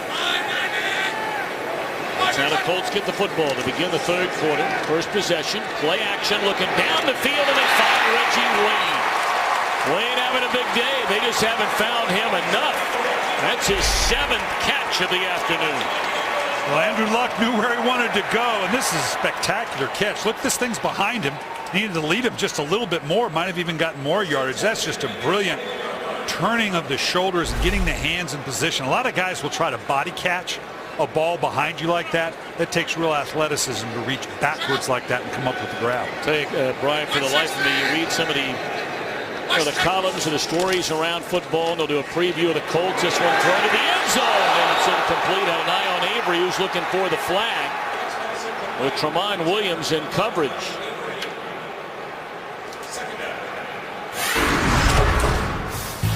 Well, he's been beat up all day, and what you're going to notice here with the pressure package on Andrew Luck is how many different people get to him. It's linebackers, it's defensive linemen. They brought Woodson, they brought Williams, they brought Shields, they brought everybody in one form or fashion. We talked about Andrew Luck, had to have his eyes open, expect the unexpected. I don't know that he expected to have 4 sacks at this point. Second down and 10 at the 21-yard line. And they're going to hand it off. And looking for any sort of room and finding a little bit of room. That's good patience right there by Vic Ballard. That's a gain of 8. That's one of those big, little plays. This had loss written all over it, but nice patience, kind of picking his way down the field. This is not necessarily something Ballard. This is more of a Donald Brown play. But this thing takes too long to develop. Right here, it waits, nothing there. And all of a sudden, they've got an angle here, an angle here. Nice job setting up. Matthews can't get his hand free. And nice job using the lineman out in front of him, almost like a screen play. Colts only 3 of 11 on third down in the game. This is a 3rd down and 3. They've got to have touchdowns now. Field goals aren't going to cut it. And Luck being chased, and he will get the first down running out of bounds at the 10-yard line. Well done by Andrew Luck. Clearly you see the athleticism. We knew this about Andrew Luck. He was a much better athlete. He's not necessarily an outside the pocket type of guy, but he clearly has the athleticism. Couldn't quite see. You could see he wanted to come to the backside. He had T.Y. Hilton wide open, but he had to flush right about here when he might have come back to it. But no, I've got to flush. Got to remember his father, Oliver Luck, was a very athletic quarterback outside the pocket, so obviously those genes are countable there. A play clock down to 2-1. Luck trying to hurry up the snap, and they just do get it off. And he throws to the corner. That's Allen, and that's a touchdown for Dwayne Allen.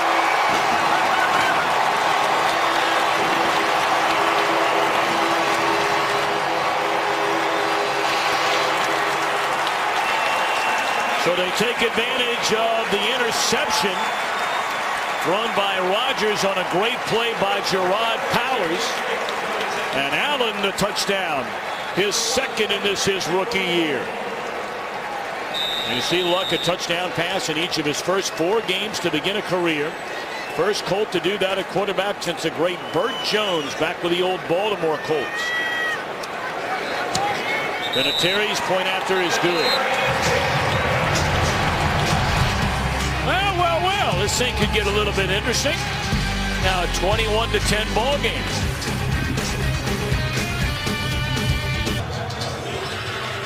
Well, Aaron Rodgers still smarting after that interception, which leads to a Indianapolis touchdown.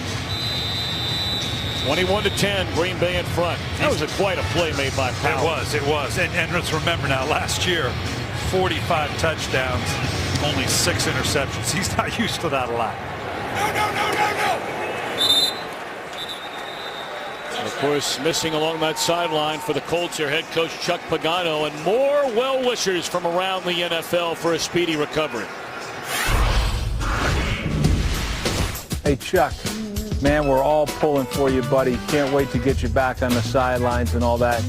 You know we're all thinking about you, and we're praying for you, and we love you. You know, you were around Rex Ryan.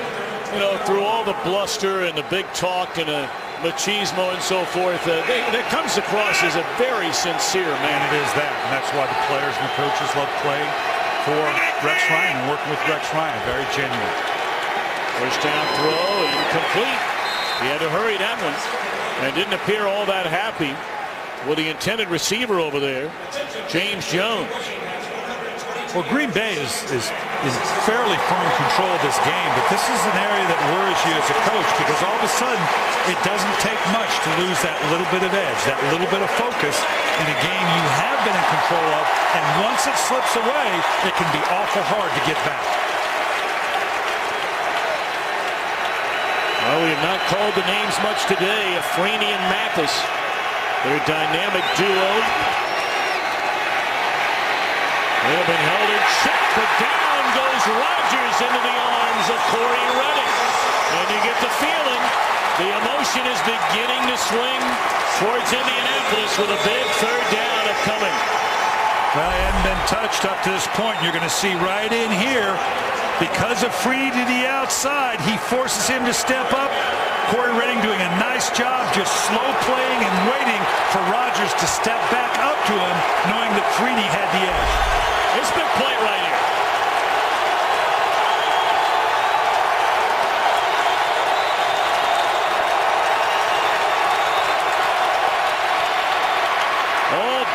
throw it. Still looking around. And now Rodgers fires, and it is. There's a penalty flag down. Incomplete. He may have been over the line when he threw the ball. And injured is Michael Finley along the sideline, and that doesn't look good. That's a 5-yard already penalty reaching up in that shoulder area. And it's a loss of down. 4th down.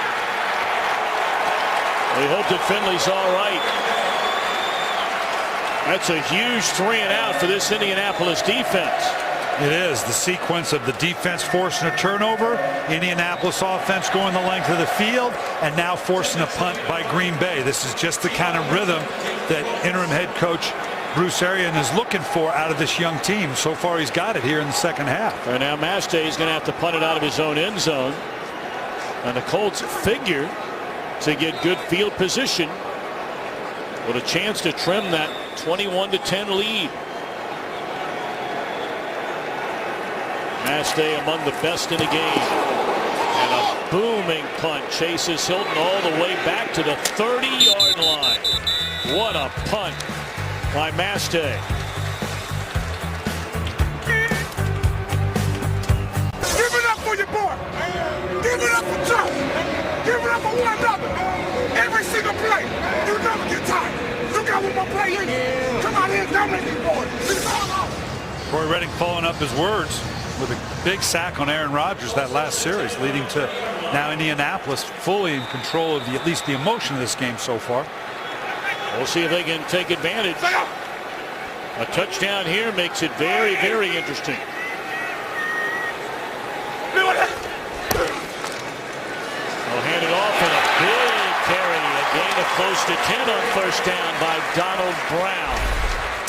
This last, it was 3rd and a ton. You can see there's just no place to go for Aaron Rodgers. He had forever. It was a 3-man rush. They smothered the 2-man side on the left. Did the same on the right side, and this was giving them an opportunity now. And right now they're taking advantage of it. They're starting to run the football. That's how that last scoring drive got started. Couple of nice runs by Donald Brown. That's a gain of 11, and they're still tending to Finley. They're already without Cedric Benson and B.J. Raji, and here was the injury a moment ago. Finley went down hard on that right shoulder. Yeah, and hopefully that's nothing more than a pointer or just a little bit of a stinger.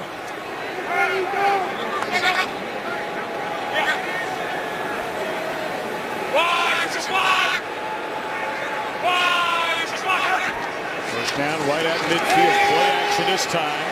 Good protection. And dropped off to Allen.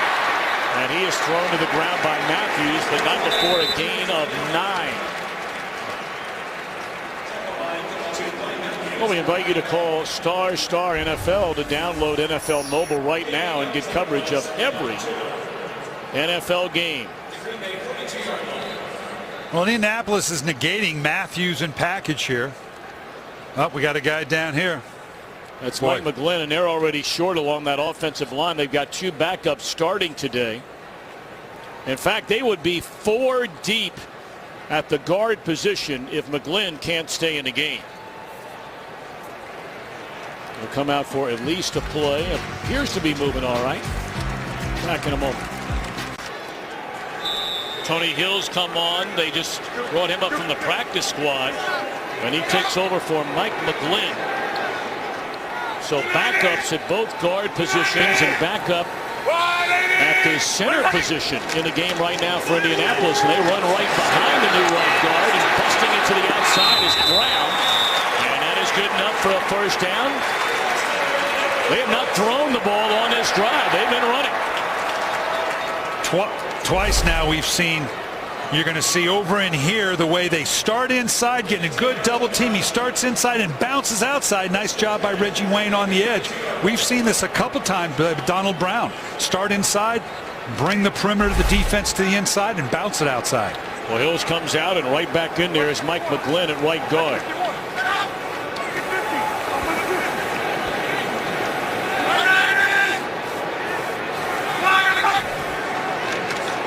Take the handoff, pick up the blitz.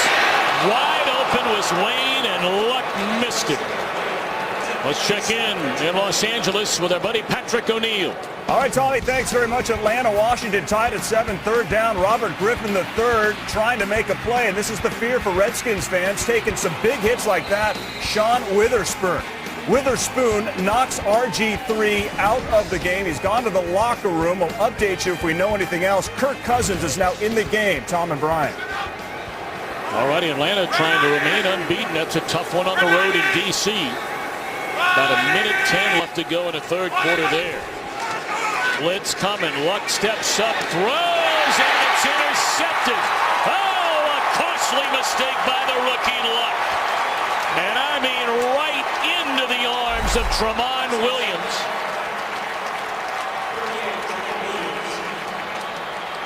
Question is, did he catch his ball? We may see a challenge, or will it change of possession actually on a turnover? They're going to review it while we're away.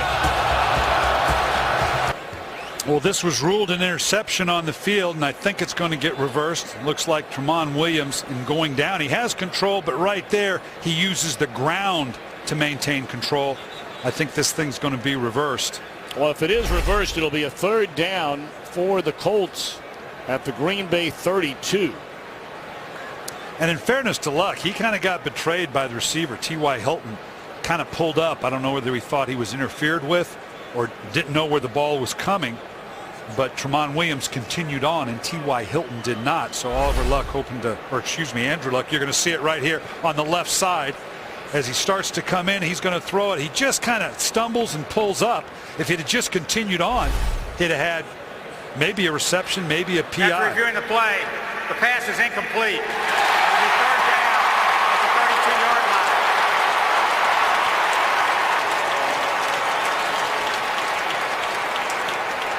That takes away what would have been the third interception of the year for Tramon Williams. The other two came in the win against Chicago in week 2. That should have been picked off by Williams.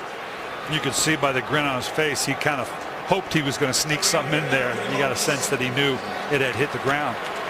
So now all of a sudden a chance to get that momentum right back in their corner. Only scoring here in the third quarter, a touchdown by Indianapolis after an Aaron Rodgers interception. So third down at 10 at the 32. You got an eye on Matthews and Walden, both coming on the blitz. And Luck able to get it away. I mean, a whole fleet of Packers led by Walden. We've seen this a couple times now when you're trying to account for Matthews on the outside. That opens up the inside lane. Both the guard and the tackle widen out to take Matthews and the Hayward coming off that edge, and it allowed obviously for Walden to sneak to the inside. You got to work inside out, let the widest guy come free, not the inside guy. This will be a 50-yard field goal try by Vinatieri, who's already missed from 53. His long this year is 53. Good snap, good hold, and the kick is right down the can. There is a penalty flag down. Now, is this a penalty against Green Bay to keep this drive alive?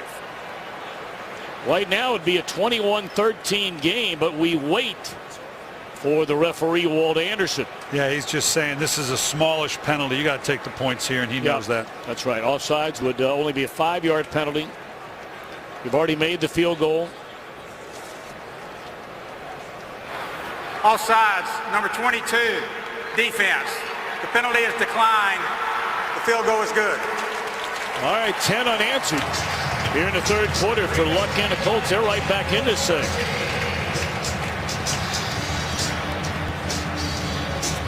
Join the NFL, the American Cancer Society, in the fight against breast cancer by supporting the Crucial Catch campaign. Visit NFL.com/auction to bid now on authentic NFL pink gear worn by players and coaches. All of us sadly touched by breast cancer. And why not do your part to help along with the National Football League? The only thing more than the pink is the green and gold of the Green Bay Packers. These Packer fans travel so well. And I always used to get upset when the only fans travel better maybe or equally as well as the Pittsburgh Steelers do. It used to bother me in Baltimore. I used to tell my fans, look, you know who owns the tickets next to you. There's a Steeler fan sitting there. I want names. Same way here now. There's a Green Bay Packer sitting next to you, and he's not normally. You know whose that ticket that is. I want names. I want to be able to talk to that guy. Did you ever get anybody? Oh, I got names all right. Don't know if it did any good, but I got names. People were turning them in right and left.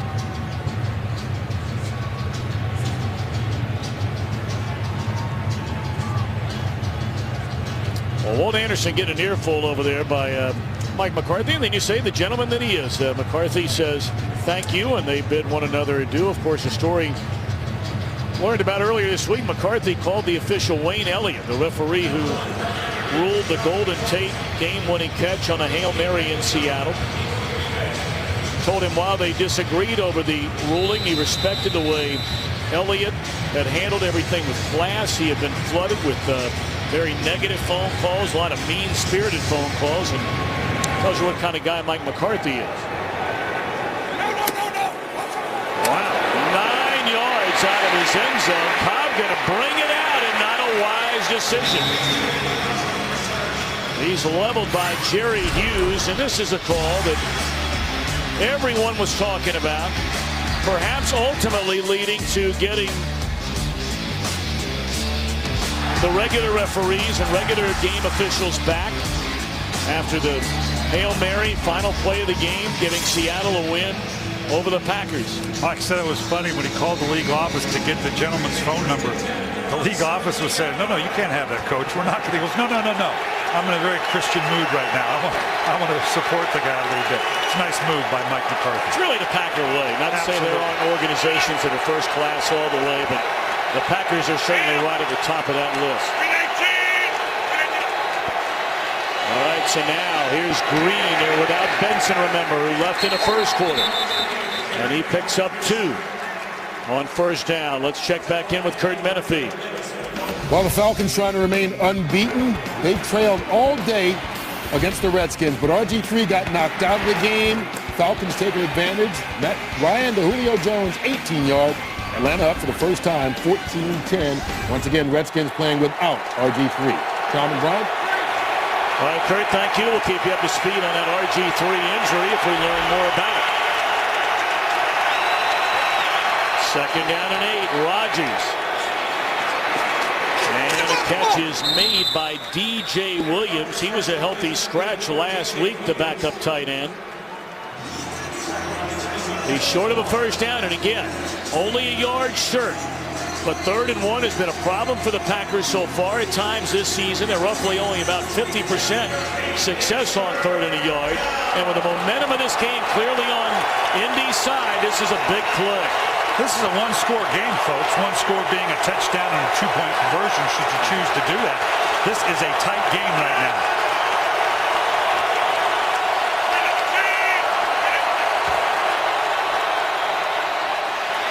Green turns the corner and gets a first down, and a flag comes in. That might tack on 15 more.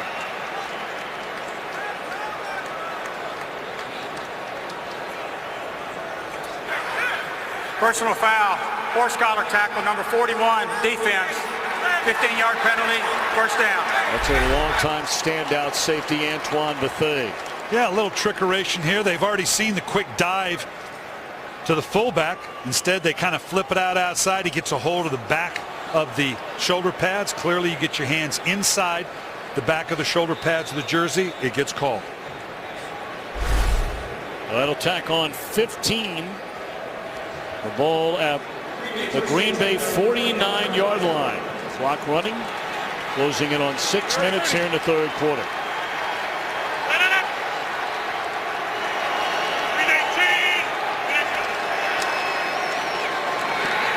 Green on first down for a couple of yards. Well, how's your Michael Finley doing, Laura Oakman? Well, he is in the locker room undergoing more evaluation on that right shoulder. The good news is while he was out on the sideline and trainers were tending to him, he was able to move that right shoulder as they were working on the range of motion, get that arm over his head. The bad news, a teammate walked by, give him a little knock on the shoulder. I'm sure not aware where the injury was, and boy, did he wince and give him a dirty look as he did. I'll update you as we get more, but he is quite right, Laura, thank you. 2nd and 8. Quick strike, and the replacement for Finley is DJ Williams, and he has a first down inside the 40 to 38. Tell you what, the tackles we've talked about coming in, how Marshall Newhouse and Brian Balaga watch on the edges here. We've not called out Freeney and Mathis a great deal. You empty the backfield. There's no help. We talk about a half-man help on these ends. There's no one to help you now when you empty out the backfield. The tight end gets out. These tackles, Newhouse and Balaga doing a nice job against Freeney and Mathis.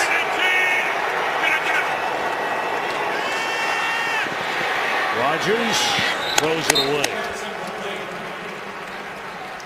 2nd down and 10. Of course, Freeney and Mathis played in that 4-3, both as defensive ends for their entire time together over the last 9 years. 175 sacks, 11 Pro Bowls, but now in a 3-4, standing up a lot more. Yeah, they say they're not changing their techniques. They're very good at what they do, but their responsibilities of occasionally dropping into coverage, that's all that really is different. Green. Unloaded on by Freeney, and Cavell Connor was a man who came up after Freeney flushed him to the outside to clean it up. Boy, you talk about setting the edge here. Coming off, you watch Freeney, and on the inside, push, set the edge, and then closes on the outside. Nice job by Corey Redding setting that edge, and then Freeney coming around to the outside as well. This is an excellent, you don't hear much about Freeney in run stops, but he's obviously can be very effective with his athleticism on that edge. 3rd down and 14. Play clock going to run down. They're going to take a timeout. And again, we continue to come back to this being a one-score differential. A touchdown and a 2-point conversion. And a 3rd down and long coming up for the Packers. Well, Saturday, Aaron Andrews, our main man Eddie George, and Joey Harrington will get you ready for kickoff with Fox College Saturday, followed by exciting doubleheader action. Utah going to the Rose Bowl to take on UCLA. And then the USC Trojans will be in Seattle to battle the Washington Huskies. Coverage begins at 2:30 Eastern, 11:30 Pacific. McCarthy got hit on that last play out of bounds. Yeah, everything's coming this way. McCarthy's watching the play. Ooh, that's a shot to the thigh or the knee. He's not going to like that one. That one's going to leave a bruise. You're hoping it's nothing more than that.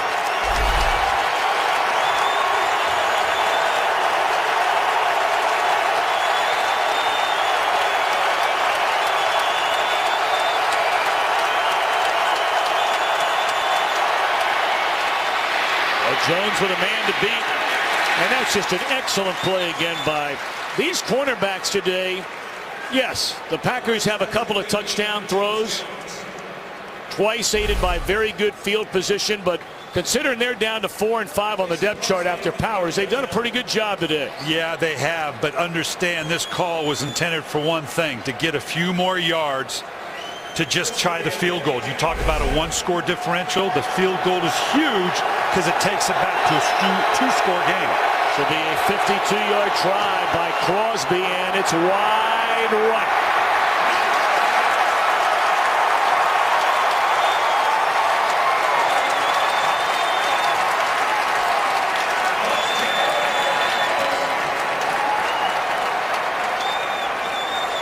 Let's check in back in Los Angeles with Kurt. Well, with Robert Griffin III out with an injury, Kirk Cousins I comes in with his first touchdown pass. Santana Moss wide open. 77 yards on the score, and the Skins have retaken the lead over the Falcons. 17-14 early in the fourth quarter. Tom and Brian? Well, clearly the tide has turned in this one, and now all of a sudden Indianapolis with 3:17 to go in the third quarter. Great field position after the missed field goal try by Mason Crosby. And early movement by Jarrell Worthy along the defensive front. Encroachment, number 99, defense. 5-yard penalty, first down. Tom, we talked earlier about the emotional drain on this young team with the situation with Chuck Pagano, their head coach in the hospital, how they would come out in handling an emotional week, an emotional start to the game, and how would it affect them in the second half. You've got to be impressed with this young team and the way they're handling getting down to the Green Bay Packers and clawing their way back into it now. So first down and 5. They had great success on the ground their last drive, but not much here. Woodson coming up to wrap up Ballard and throw him to the deck. And another injury along that offensive line, or actually defensive line, I beg your pardon. They're taking Martin Tebeseu off on the cart. See the numbers on Luck. Donald Brown has had his best day of this young 2012 season, and Reggie Wayne for the 40th time in his career. Over 100 receiving yards in a game. Down the field, it's Allen. First down. Hey, I like this Allen kid, Coach.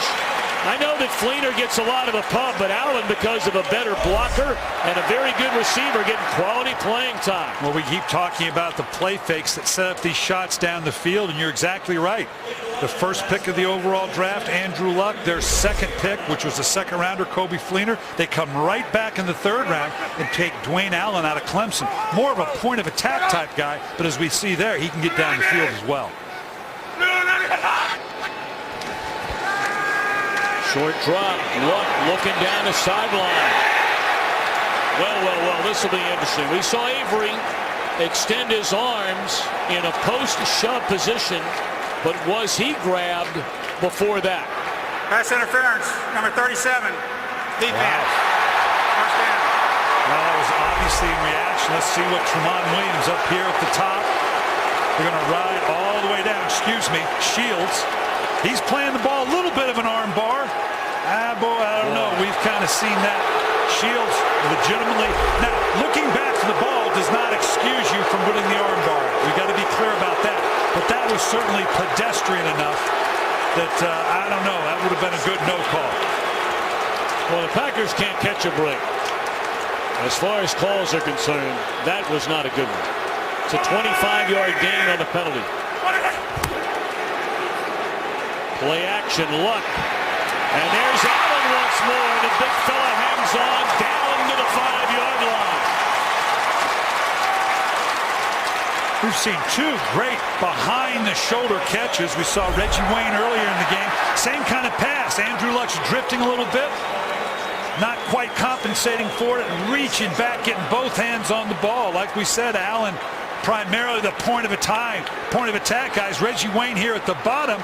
I don't know that I'd want to put Reggie Wayne one-on-one with Clay Matthews a whole lot, but he can chip away just enough to give Andrew Luck enough time to get the ball off. Brown is on the bench. Ballard's in the backfield. And they'll shove him all the way down to the 2. That's when you get the big bodies like Linkenbach and McGlynn just pushing on the back of the runner. Andrew Luck is an excellent athlete. I wouldn't be surprised to see them get him outside the tackle box a little bit to give him a run-pass option, or just get him out away from the clutter of the interior of the defense. They're in big personnel right now. They got 3 tight ends in the game. This may indicate just shoving it right down the field, or maybe they give you a play-action fake and take a shot to the corner. Dominic Jones in motion. They give it to DeLon Carter. That's a dangerous throw right there by Luck, and Allen was looking for the flag on Morgan Burnett. 3rd and goal. Well, now this is where it gets dicey, because you're just a little outside range unless you want to spread it out and try to slip a draw or a trap inside.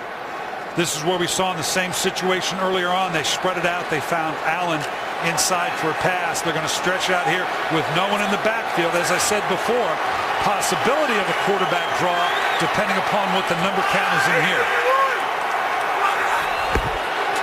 It is a draw. And it is a touchdown. Is this an automatic go for 2 now? 21-20 game. It's a little early. You normally don't do that till you get into the fourth quarter, but they're going to think about it. Now it looks like they're going to go for two. I like that call down here. Why not? I know the card says you wait till you get to the fourth quarter, but the way you've gotten this thing back to tie this up right now in this circumstance, this place is going to come alive. And at the end of the day, I don't think we're going to stay static with this score. I don't think it's going to end up 21-19. It's certainly not going to end up 21-20. First two-point conversion attempt for the Colts this season. They got Brown in the eye, and now they split him out. Empty backfield.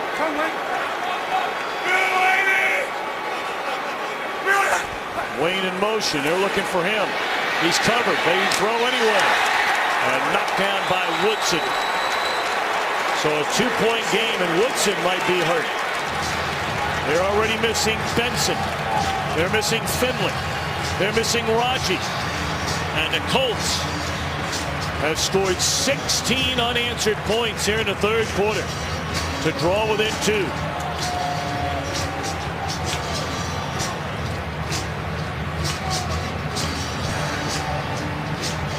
See, the second half has been a nightmare for the Colts so far this year. In fact, until today, they have been outscored 20-3 in the third quarter, 30-14 in the fourth quarter.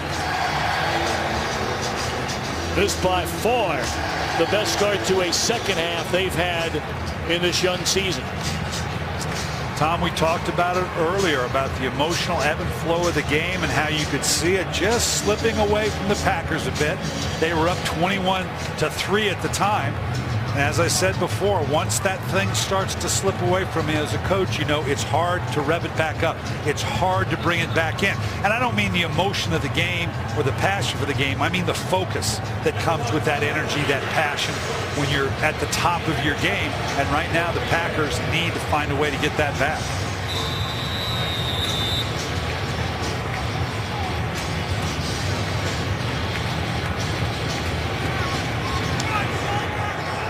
McAfee spins it away, and again very deep in his own end zone. The last time Cobb was tackled inside the 20. This time he'll take a knee. Fox tonight, scariest night of the year. It's Animation Dominations.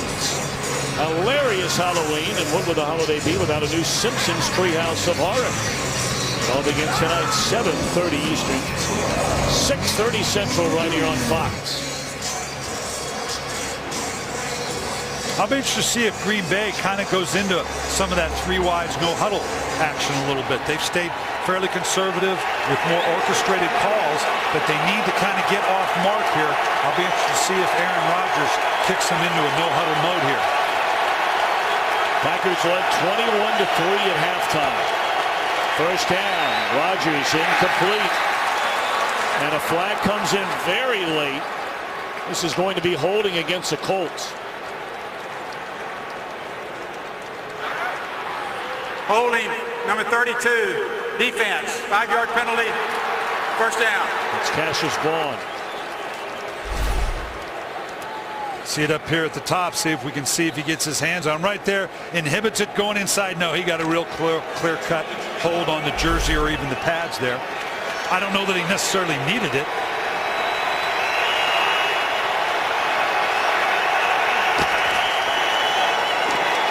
Green ran into his own man, Crabtree.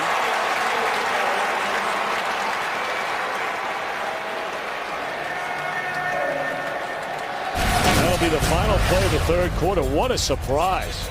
Colts are right back in this thing, trailing 21-19.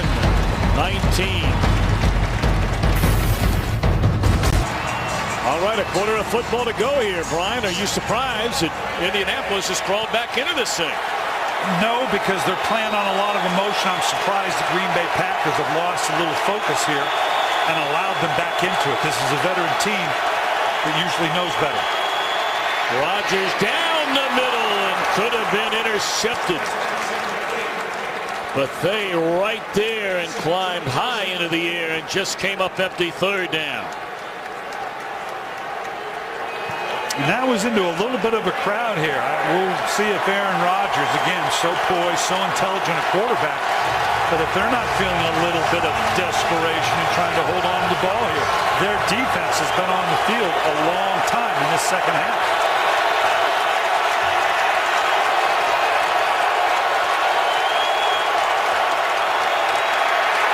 Rodgers sacked. Freeney, the first man there. First time we've called his name today. And now Indianapolis on the brink of getting the football back and needing just a field goal to get the lead. Well, we've seen it a couple times here now. Freeney and Mathis haven't called their name much, but what they are getting is a good upfield rush and solid push up the middle. And that's what got Aaron Rodgers on that last play. Maste to Hilton from the 38. And he'll take safe yardage. Right up the middle of the 45. Great field position. Naturally, I want you to watch the edge rush we have here. But then once we get into it, watch how in the middle they cover up flat in the middle of the defense with Freeman. Look right here. Look right here. Little stunt, solid inside. Aaron Rodgers had no place to step up to. Very much an effect on the Mathis-Freeney pressure from the outside, and then Freeney finishing it off. He gets the benefit here. He caused him to step up and then follows up. Ricardo Matthews bringing heavy pressure there as well.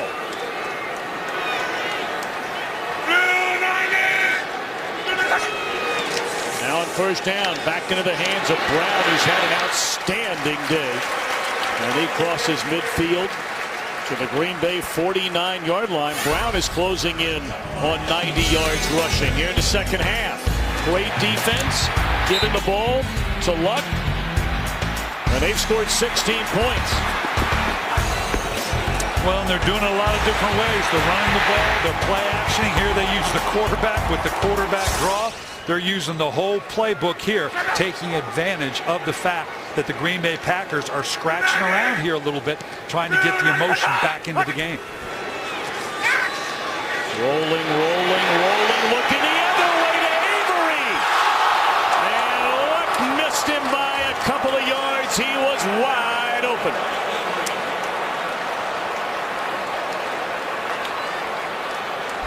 Well, they're clearly going after Sam Shields. They've been doing it all day. Short sprint to the right, little nod move there. Shields goes too flat. Avery goes over the top. That's a pretty good throw. Just needed just a tad bit more air. Boy, that would have been a huge play.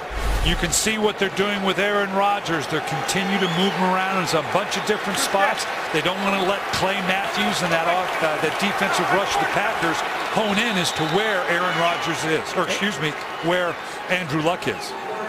So before this third down and 5, they're going to call timeout. Well, you're right. If they hit that one, the roof gets blown off the dome here in Indianapolis. And the Packer fans are particularly quiet. You know, I thought, you know, we're used to when Indianapolis has the ball in this stadium, you hear nothing. They are Peyton Manning trained to do nothing. We thought with all the Packer fans in town. I mean, I flew in on Saturday. I thought I had fallen asleep on the flight. I thought I'd taken a hard right turn and gone to Appleton, Wisconsin, because it was full of Packer fans. They're usually much more vocal. I thought it might be a little tougher, even here at home, for Indianapolis to crank up some of the things, but they've not been real loud. All right, what do you like here, Brian? Third down and 5. See what they've done here in the second half. He's been going to Dwayne Allen a great deal. Obviously, Kobe Fleener, but Dwayne Allen's right here. He's been kind of the go-to guy today.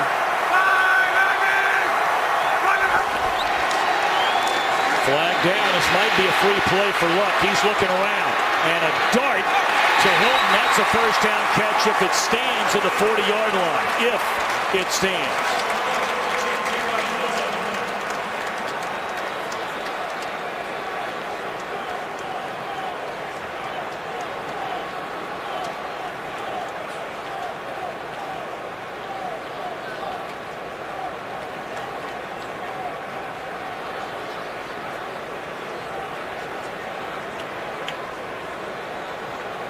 When you see something along the sideline here, you wonder if Hilton went out of bounds, came back in, and was the first man to touch the ball. The call came in a lot quicker. The first call, yeah, he definitely stepped out of bounds, so that's clearly illegal. But the flag came out well before this. Both teams. Offsides, number 99, defense. Illegal touching of the pass. Number 13 went out of bounds from the offense, was the first to touch the pass. Those fouls will all set. We'll replay third down. All right. Wow, what a missed opportunity for Indianapolis now, because clearly the penalty would have given them the first down.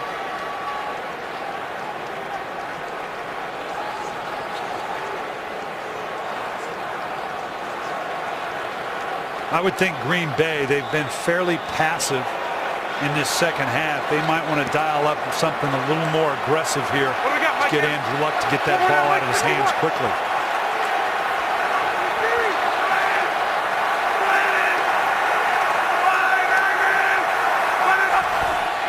Blitz coming. And the throw to the sideline, intercepted. Great coverage by Casey Ward, and the rookie Luck threw it right into coverage. And you see Luck tapping his chest to say, that one's on me. Still only a 2-point game. Today's game on Fox is sponsored by State Farm. Get to a better state with a discount double check. By Pizza Hut, make it great. And by the new film Sinister. Once you see him, nothing can save you. In theaters Friday. Big play by Casey Hayward, the young rookie corner. Got him in the second round.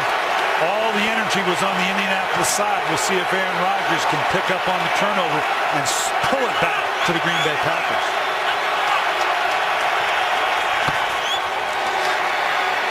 Rodgers, nothing but green space ahead.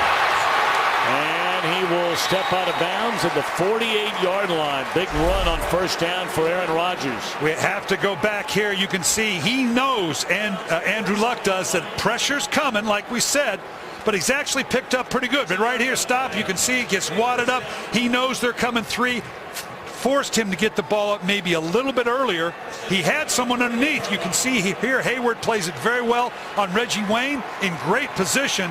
The early throw gave him an opportunity to come up with the ball. Still a long way to go. 12:40. Green Bay leading 21-19. A 19-yard run for Rodgers. And he's in trouble right from the start there.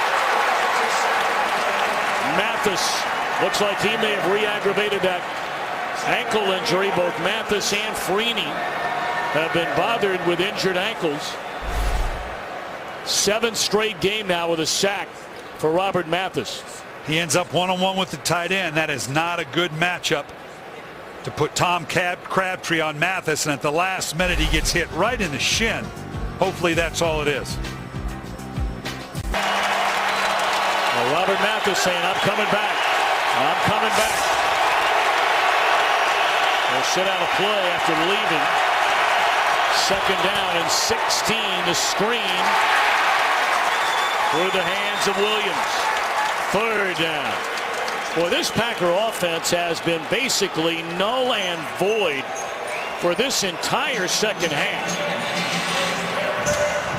An offense we talked about at the beginning of the game and looked very good last week against New Orleans, but has been extremely inconsistent for the 3 weeks prior to that.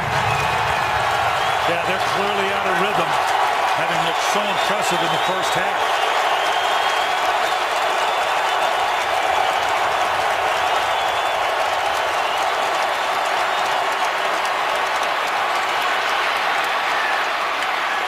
Rodgers tripped up. And it's right at midfield, short of a first down. Is Indianapolis coverage that good right now in the secondary where Rodgers can't find anybody open? Well, they keep changing it up, obviously. We talked about Greg Minuski, the defensive coordinator. He was very aggressive, saying, look, do you just want to look good or do you want to win the game? We're going to have to take some chances. We'll have to bring some pressures. We got to change up our coverages. I'm playing with a whole bunch of new people back there, and so far they've done a nice job of changing it up on a quarterback, Aaron Rodgers, that it's hard to trick. Let's check in quickly back in L.A. with Patrick O'Neill. Thank you very much. Atlanta and Washington tied at 17. Michael Turner, 13 yards for the touchdown. Atlanta goes up. They have never started 5-0. No Robert Griffin III. Kirk Cousins, the rookie, just picked off. Looks like Atlanta may hang on. Tom and Brian. All right, we'll stay on top of that. Philadelphia's just taken the lead in Pittsburgh with 2 minutes to go there, 14-13. And here Andrew Luck and the Colts trailing Aaron Rodgers and the Packers 21-19, 11:27 to go on first down from their own 15. Luck's going to throw it. Down the middle of the field, it is caught by Reggie Wayne.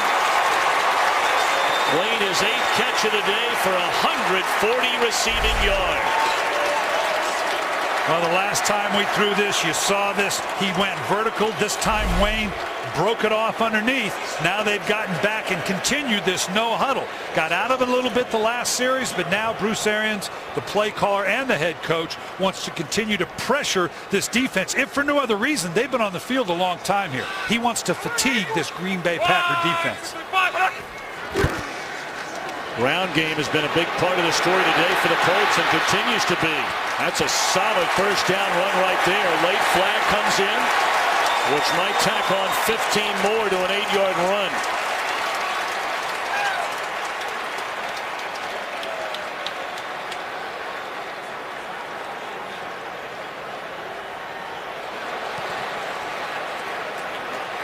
Personal foul, face mask, number 51, defense, 15-yard penalty, first down.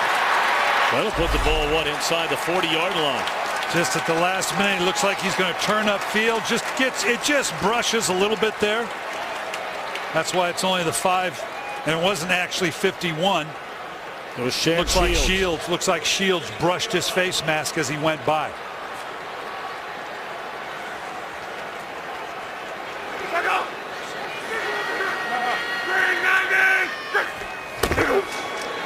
Back to the ground, and Brown. And he's stretched out and run out of bounds. Williams runs him out of bounds, but an excellent play made there by Jerron McMillan and Morgan Burnett. We're seeing that a little bit today. This is on the year. Green Bay not very good in the third quarter. Now they do come back, and they've had very strong fourth quarters. They may need that today. But that's uncharacteristic of a veteran team to be so flat to come out at the half. Indianapolis 16 unanswered after trailing 21-3 at halftime. Second down, and Luck escapes trouble, looking around, throws, and caught down at the 10-yard line by Hilton.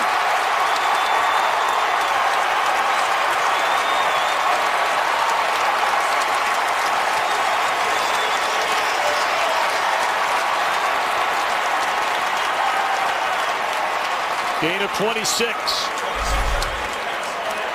Watch right here. We talk so many times about a quarterback. Very rarely do you really get to throw the ball in the pocket.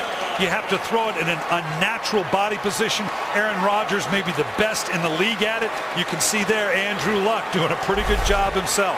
T.Y. Hilton doing a nice job working back to the ball. Boy, and he hung on to that ball, took a lick from Woodson as soon as the ball arrived and hung on. So first down, they can get another first down. And that'll be a pickup of 2 by Brown, wrapped up by Walden. T.Y. Hilton betrayed Luck earlier in the game in a possible interception that was overruled. Here you can see down the field. This is the kind of throw where sometimes the receiver will pull up. Charles Woodson thought he was going to get an interception, but T.Y. Hilton continued back to the ball and cut him off at the pass.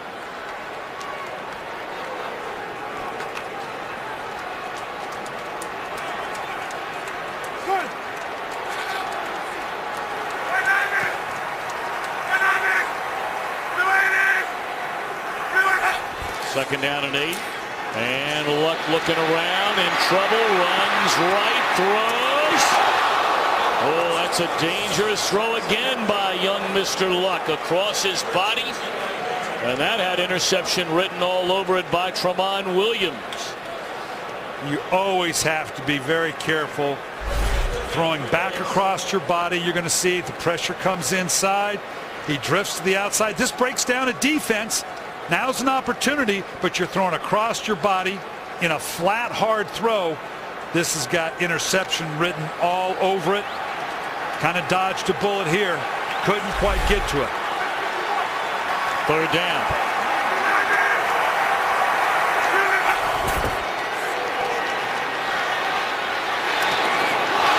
That's just great coverage right there by Walden on Fleener.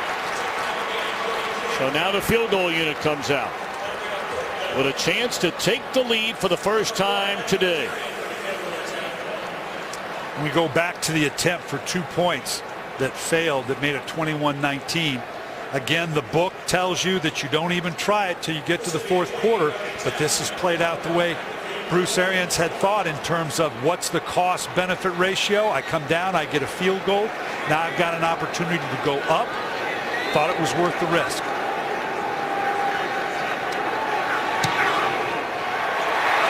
And the field goal is good.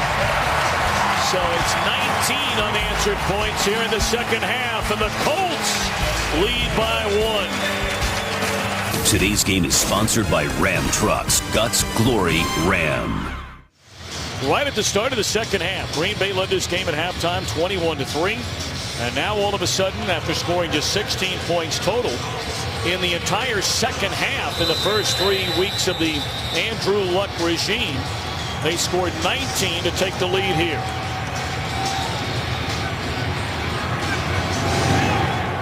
And McAfee again bangs it deep into the end zone, and again Cobb is going to bring it out. And this time successfully so, out beyond the 25.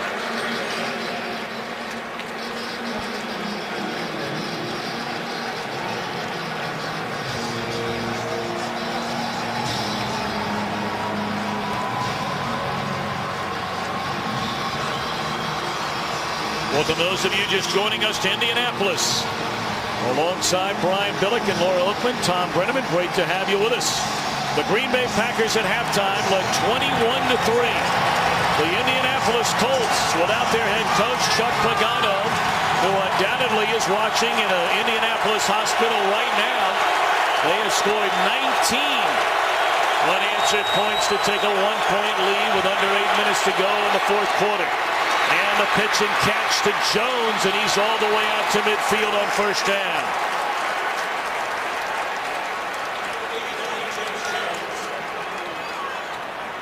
You can see the poise and confidence of Aaron Rodgers right now. They're going for this same orchestrated offense.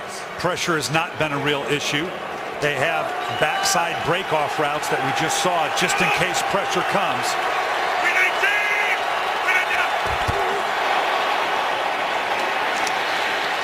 Alex Green, a first down carry, a gain of close to 5. Green is playing for the injured Cedric Benson, who got off to a great start, accounting for 41 yards from scrimmage through the first quarter. Left with some kind of leg injury. There also, the Packers are without B.J. Raji. He left with an injury. So too did Jermichael Finley.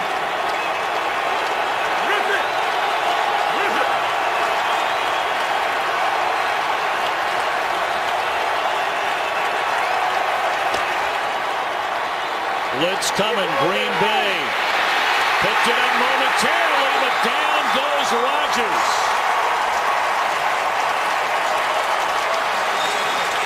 Former Eagle Moses Fotu on the sack. Great coverage down the field, forcing Aaron Rodgers to hold on to the ball. Might have had Randall Cobb there early. Again, we talk about it's the job of the secondary to make the quarterback hold the ball. That's exactly what happened there. You could see the frustration with Marshall Newhouse, the left tackle, upset that it took so long. You can only hold these guys out so long. 3rd and 11, and here they come again.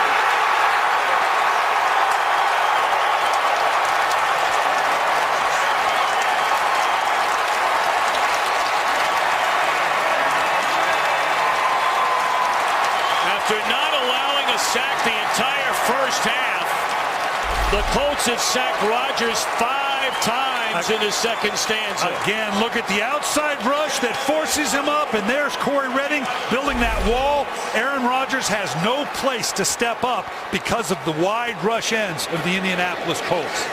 Booming punt by Maske, and Boy, a fair catch signal for it by Hilton at the 5-yard line. That might be a break for the Packers, and boy, do they need one.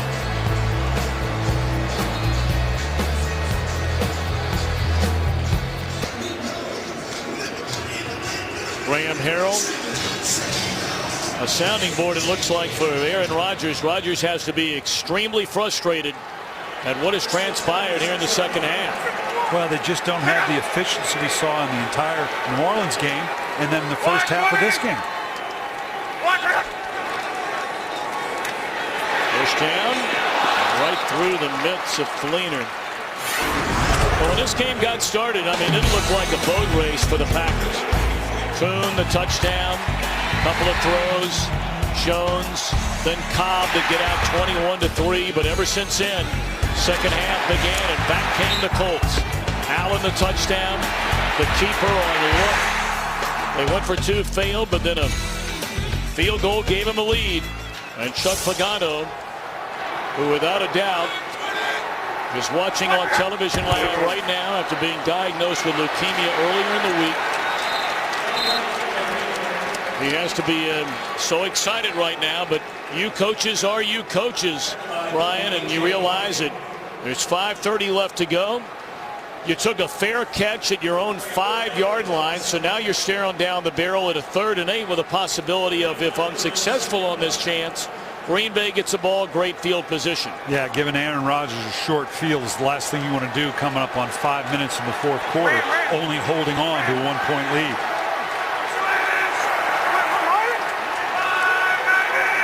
Clay Matthews to see if he can show up on this key 3rd down. Got an open receiver. Luck missed him, and he hit the deck. Well, Walden has been all over the field for Green Bay today. And it's all about the timing of pressure. You don't always have to get home to impact the play. They brought the DB on the outside. Clay Matthews gobbled up protection inside. Andrew Luck knew that the clock was ticking. He can only hold on so long. Would have liked to have had that just quarter of a second more to set up a better throw to the outside. Poor punt by McAfee. And at the 47, this is Cobb. Still on his feet.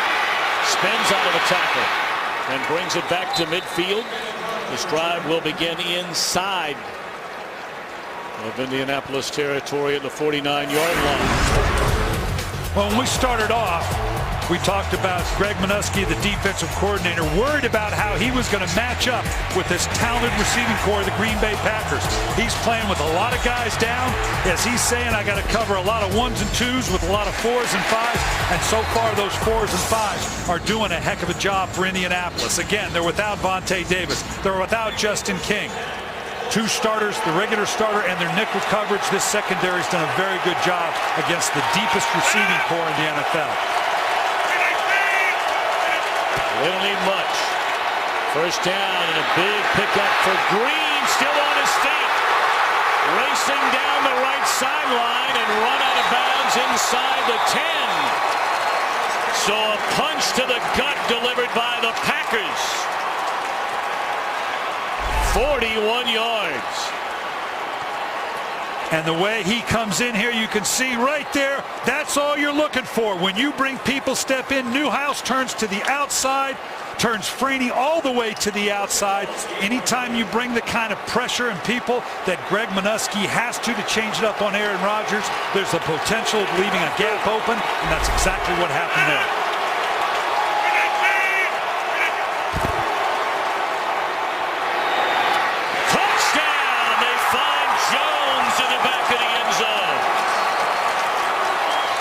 Plays after the punt.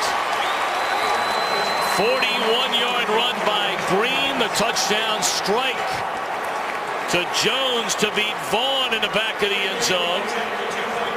And now, does Green Bay go for 2 to make it a 7-point game? You have to, don't you, Brian? Absolutely. We're in that fourth quarter here. You can just see a heck of a throw after the play fake. But unlike Bruce Arians, who did this at the end of the third quarter. You look at the differential here. It's a 5-point differential. We're in the fourth quarter. It's all about how many possessions.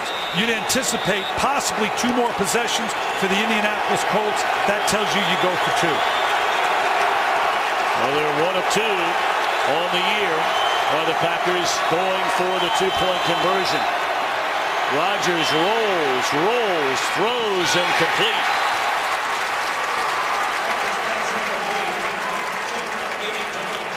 So a 5-point Green Bay lead. Long way to go. 4:30 left. Stay tuned. Right after the ball game, we'll have the Motorola post-game show. A wild week around the National Football League in this week 5.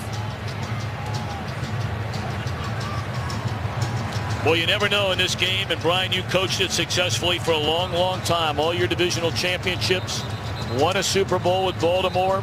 Alex Green, 2 carries the entire year for a grand total of 2 yards. Cedric Benson goes down. Your offense is sputtering. You're up against the ropes, down by 2. And Green busts one for 41 yards, helping to lead to a touchdown. It's the ultimate in the next man up mantra. You talk to your team all training camp long. When the season starts, you try to get them to understand we're going to need all 53 men on this roster. A guy like Green, who's sitting there wondering how much of an impact he's going to have. Where's his focus in meetings? He's primarily a prep squad guy during the week. You try to constantly tell your team, look, every single one of you is going to impact our ability to win. No better case of it than right here. Looted through the end zone.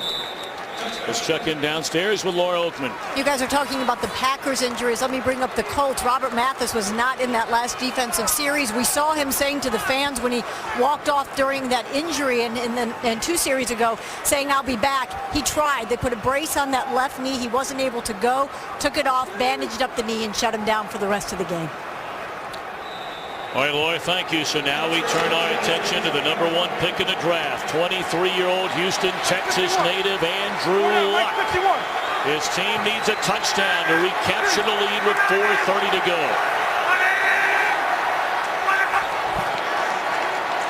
First down, Fleener. The catch, and that'll be a gain of 6. Let's check in quickly in Los Angeles. All right, thanks. Major League Baseball playoffs. Oakland at Detroit. Bottom of the 9th, tied at 4. Bases loaded for Don Kelly. And that would score Omar Infante. And you have Detroit leading the series 2 games to none. Guys. And it's blown dead before it ever gets started. Well, both teams have been penalized heavily today. Everybody but the center. 5-yard penalty. Second down. 9 penalties for nearly 100 yards for each team today.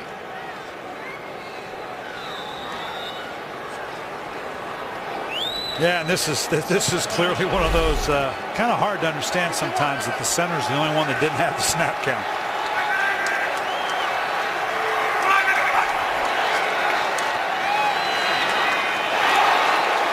That one almost picked off by who else? Charles Woodson, one of the NFL's all-time leading playmakers. And that goes to the heart of what we're talking about here. You can see Andrew Luck. Third down, if you're going to play this kind of game where they playing a tight margin, play action fake, run the ball, you got to be good on third down. And so far, even though they've controlled this second half, now it's what have you done for me lately?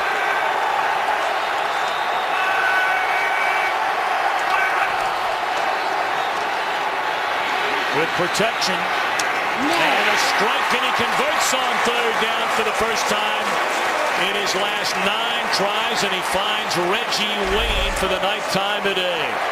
That's as pretty a picture of a clean pocket. Unlike Aaron Rodgers, who we've talked about with outside pressure, has had no place to step up to. Green Bay Packers are bringing some good outside pressure, but without B.J. Raji, they don't get the pressure down the middle that allows the quarterback to step up into the pocket. Luck. Again in tight traffic. Good coverage by Woodson on Fleener by the catch, and it's up to the 43-yard line. That'll be a gain of 6. I like the pacing of the Indianapolis Colts. They're hurried but not panicked. You know, an old John Wooden phrase, because obviously there's enough time here. They've been working the no huddle the whole game, so they're used to this pace right now. I like the pace they have. Boy, there's like a tight squeeze on that throw right there to Wayne. And what a grab. To make a play like this, that low a ball, I want you to watch the way he reaches down with his hands. That is a hard catch to make, folks. Away from your body, you're going down, you got your hands down that naturally push the ball away from you. That takes spectacular hands to hold on to something like that. Starting to say early in the game, some of the people that are writing about Reggie Wayne starting to slow down, Lord knows we haven't seen it in 2 games so far this year. What great protection again. Looking for a flag. Good coverage by Tramon Williams, knocking that one down. Reggie Wayne, 10 catches, 175 yards. Matches his best 4-game start ever in his career, and this is his 12th season. 33 catches on the year now for almost 500 yards for Reggie Wayne. And I give Reggie Wayne great credit. They kind of cleaned the building out here in this rebuilding project. He chose to come back and sign on with the new quarterback to mentor him through the tough times, hopefully for a quick turnaround in terms of success of the team. Well, that draw did not fool DJ Smith. Another 3rd down upcoming. And this one will be 3rd down and almost 13. They are running the no huddle except on 3rd down. They're opting to group up, make a more orchestrated call on 3rd down. I think that's a good move, obviously, with the rookie quarterback.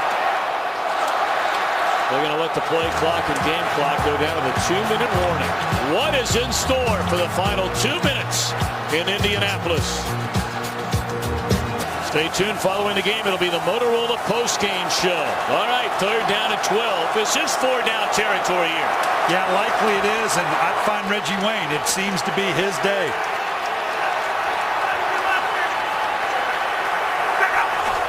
All-out blitz coming to get Luck. He gets it away, and it's Wayne for a 1st down. With Matthews draped all over Luck. Well, you called it, Brian. Go to Reggie Wayne. I don't know if that's the way you draw it up. Yeah, that's a real bold prediction going to Reggie Wayne. The strength of these 2 athletes.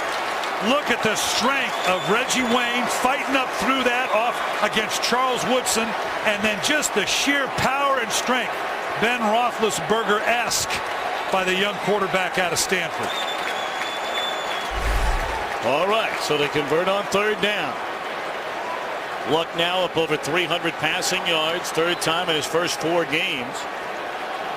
But they still need the touchdown. A field goal will not do it. Yeah, you'd think so. You're still in the 4 down.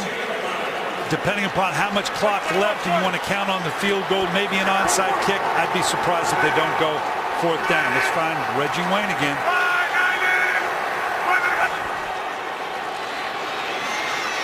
Luck. And again, it is Reggie Wayne. What an unbelievable day for this combination of Luck and Wayne. Now they're down to the 14. And it's not like the Green Bay Packers don't know that. I mean, they are trying to stop him. Reggie Wayne's just been spectacular. Now they put it up once more and batted down at the line of scrimmage. Well, this Green Bay defense, so maligned a year ago, dead last in yards per game allowed. You see a career high in a Hall of Fame career. One day will land Reggie Wayne in Canton, Ohio. Just a nice job climbing the pocket. You can see there Andrew Luck. He has great faith, and keep in mind now how much of flux this offensive line has been. He doesn't have his normal group in front of him.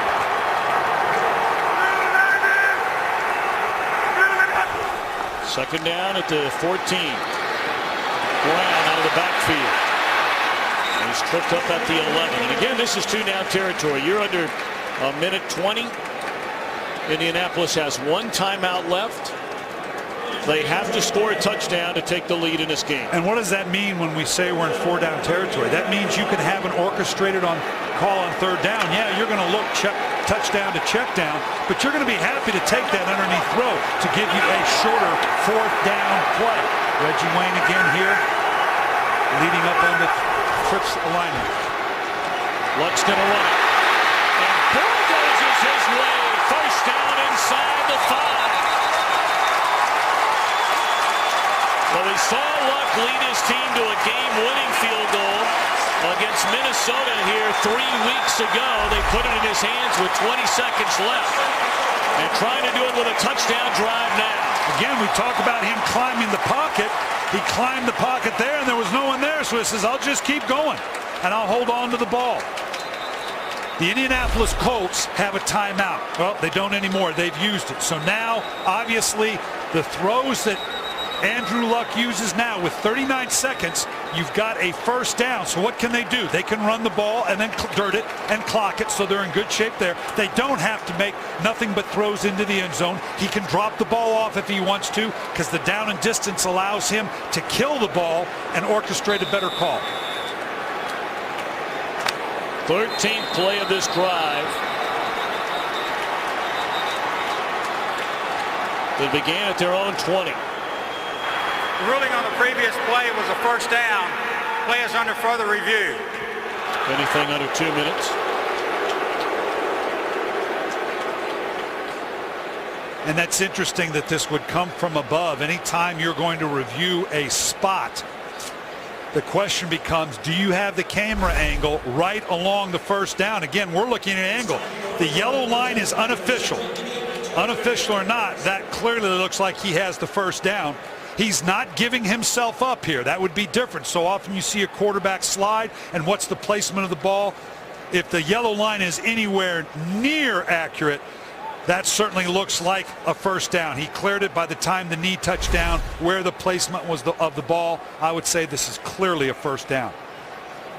But again, the angle we have, it's a little hard to tell because it's always looking at an obtuse angle, not directly down the line of scrimmage.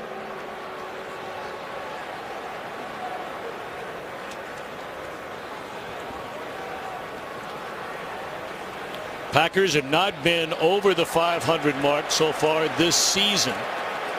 And boy, it looked like they were well on their way, leading 21-3 at halftime. But the Colts ripped off 19 unanswered points to take a lead before Aaron Rodgers needed all of 2 plays. A big run by Green, then the touchdown strike to Jones to go back on top 27-22. And we're still waiting on the booth review. Yeah, and keep in mind, new to this year, the crowd gets to see this play. Again, whether they know the yellow line's official or not. His knee's not down right there. Clearly the ball looked past. And that yellow line, even though we say not official, it's pretty darn close.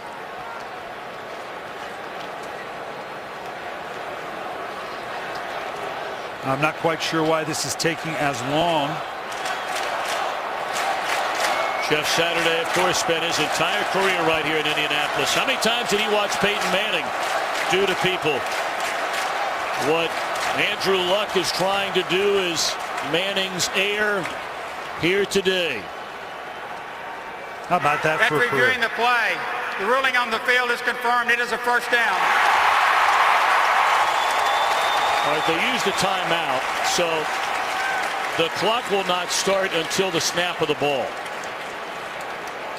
39 seconds. You take a shot with a run here, Brian, first. They've run the ball very well. Or are you going into the air here? If you're going to do it, I'd do it right here. But there again, Green Bay kind of knows that as well.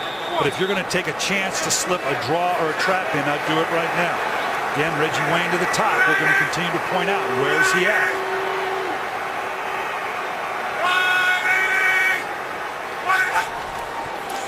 There he is. And he got to the end zone on the stretch.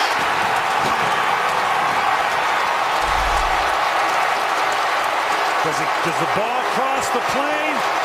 Yep, it does right there. It will be reviewed like all scoring plays in the NFL. And now they will go for 2 to try and make it a 3-point lead.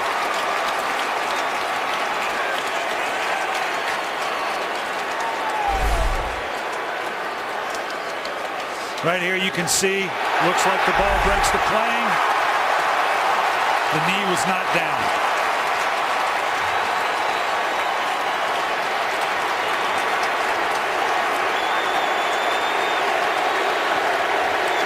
Reggie Wayne. We're just waiting on the review, which comes from above on every scoring play.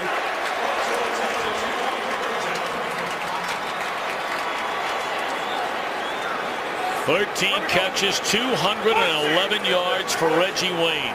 Wayne's down here, but he looks a little tender. It looks like he's shaking something off in his lower body. They hand it off, and Brown gets in there.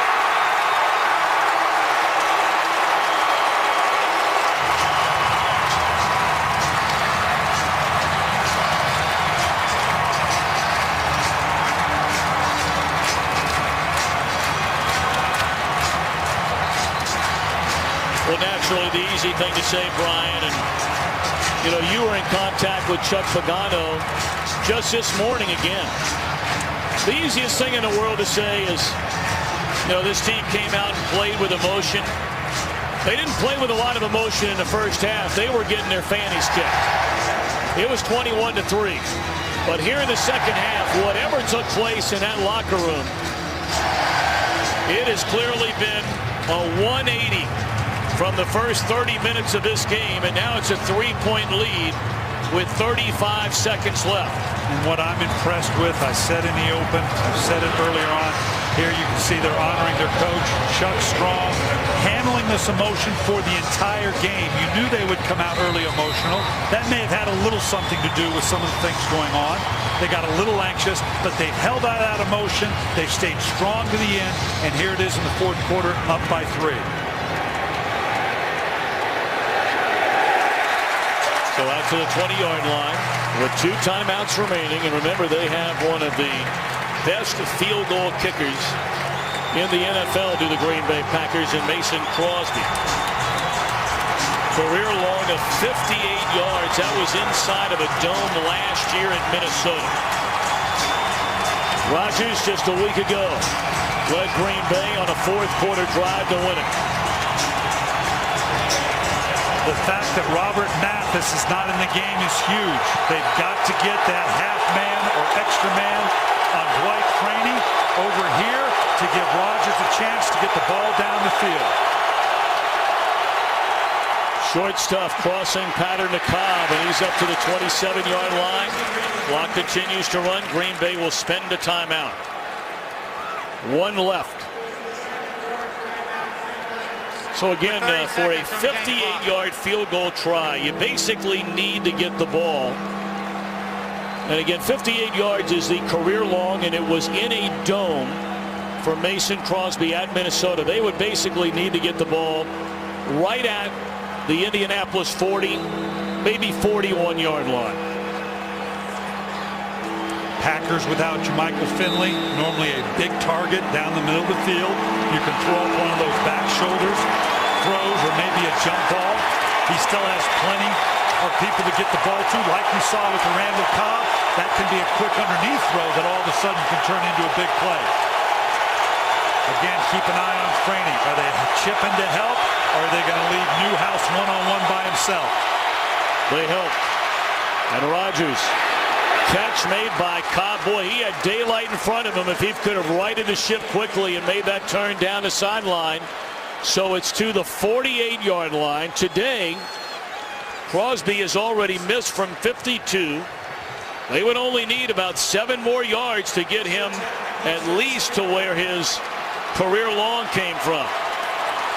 They're sitting there with a timeout. The red line is where we believe they need to get to. They've got a timeout. They can also kill the ball in that they're sitting here with the first down. A lot of options for the Packers right now. Good protection. Is that a catch? What a throw. The first catch by Donald Driver. See a kill right here. Save the timeout. They're going to kill the ball and dirt it. And they'll stop the clock with 8 seconds left. All right. You have 1 timeout. I mean, are you going to even take a shot here one more play, or do you just send out the field goal unit? Tom, we did a game a couple weeks ago with Philadelphia with 6 seconds on the goal line. We said, what did Michael Vick have to do? 3 steps and let it go. Nothing else. He held on to it for one more step, got sacked, turned up being a fumble and a score for the other team. 8 seconds with a timeout. I've got lots of time. Aaron Rodgers is veteran enough to know he cannot dally with this. It's got to come out of his hands very quickly. Ball to 33. Timeout called before the snap of the ball. Wow. And that's their last timeout, so now they have to get the field goal, do they not? No question. You just removed all options at this point. What happened there, do you suppose, Brian? He ran out of clock, evidently. Wasn't comfortable with the ball being snapped in time, particularly out of a gun snap.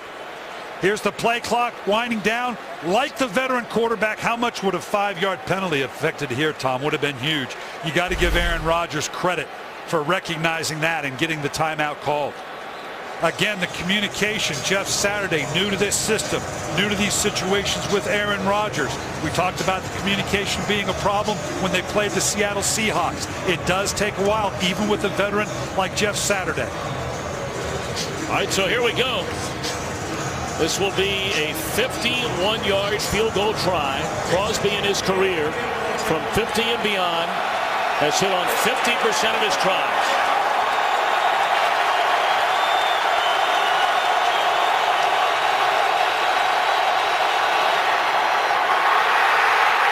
Way wide left, and the celebration is on in Indianapolis.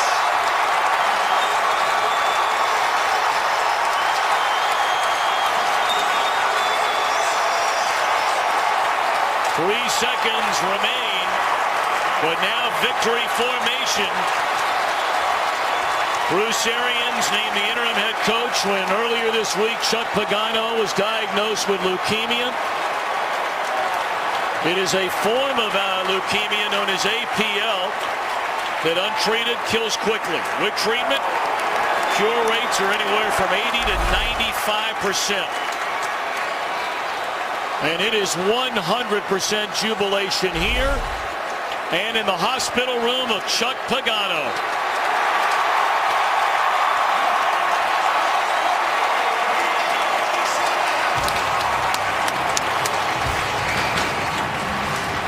Indianapolis a stunner, 30-27 to beat Green Bay. Back in a moment.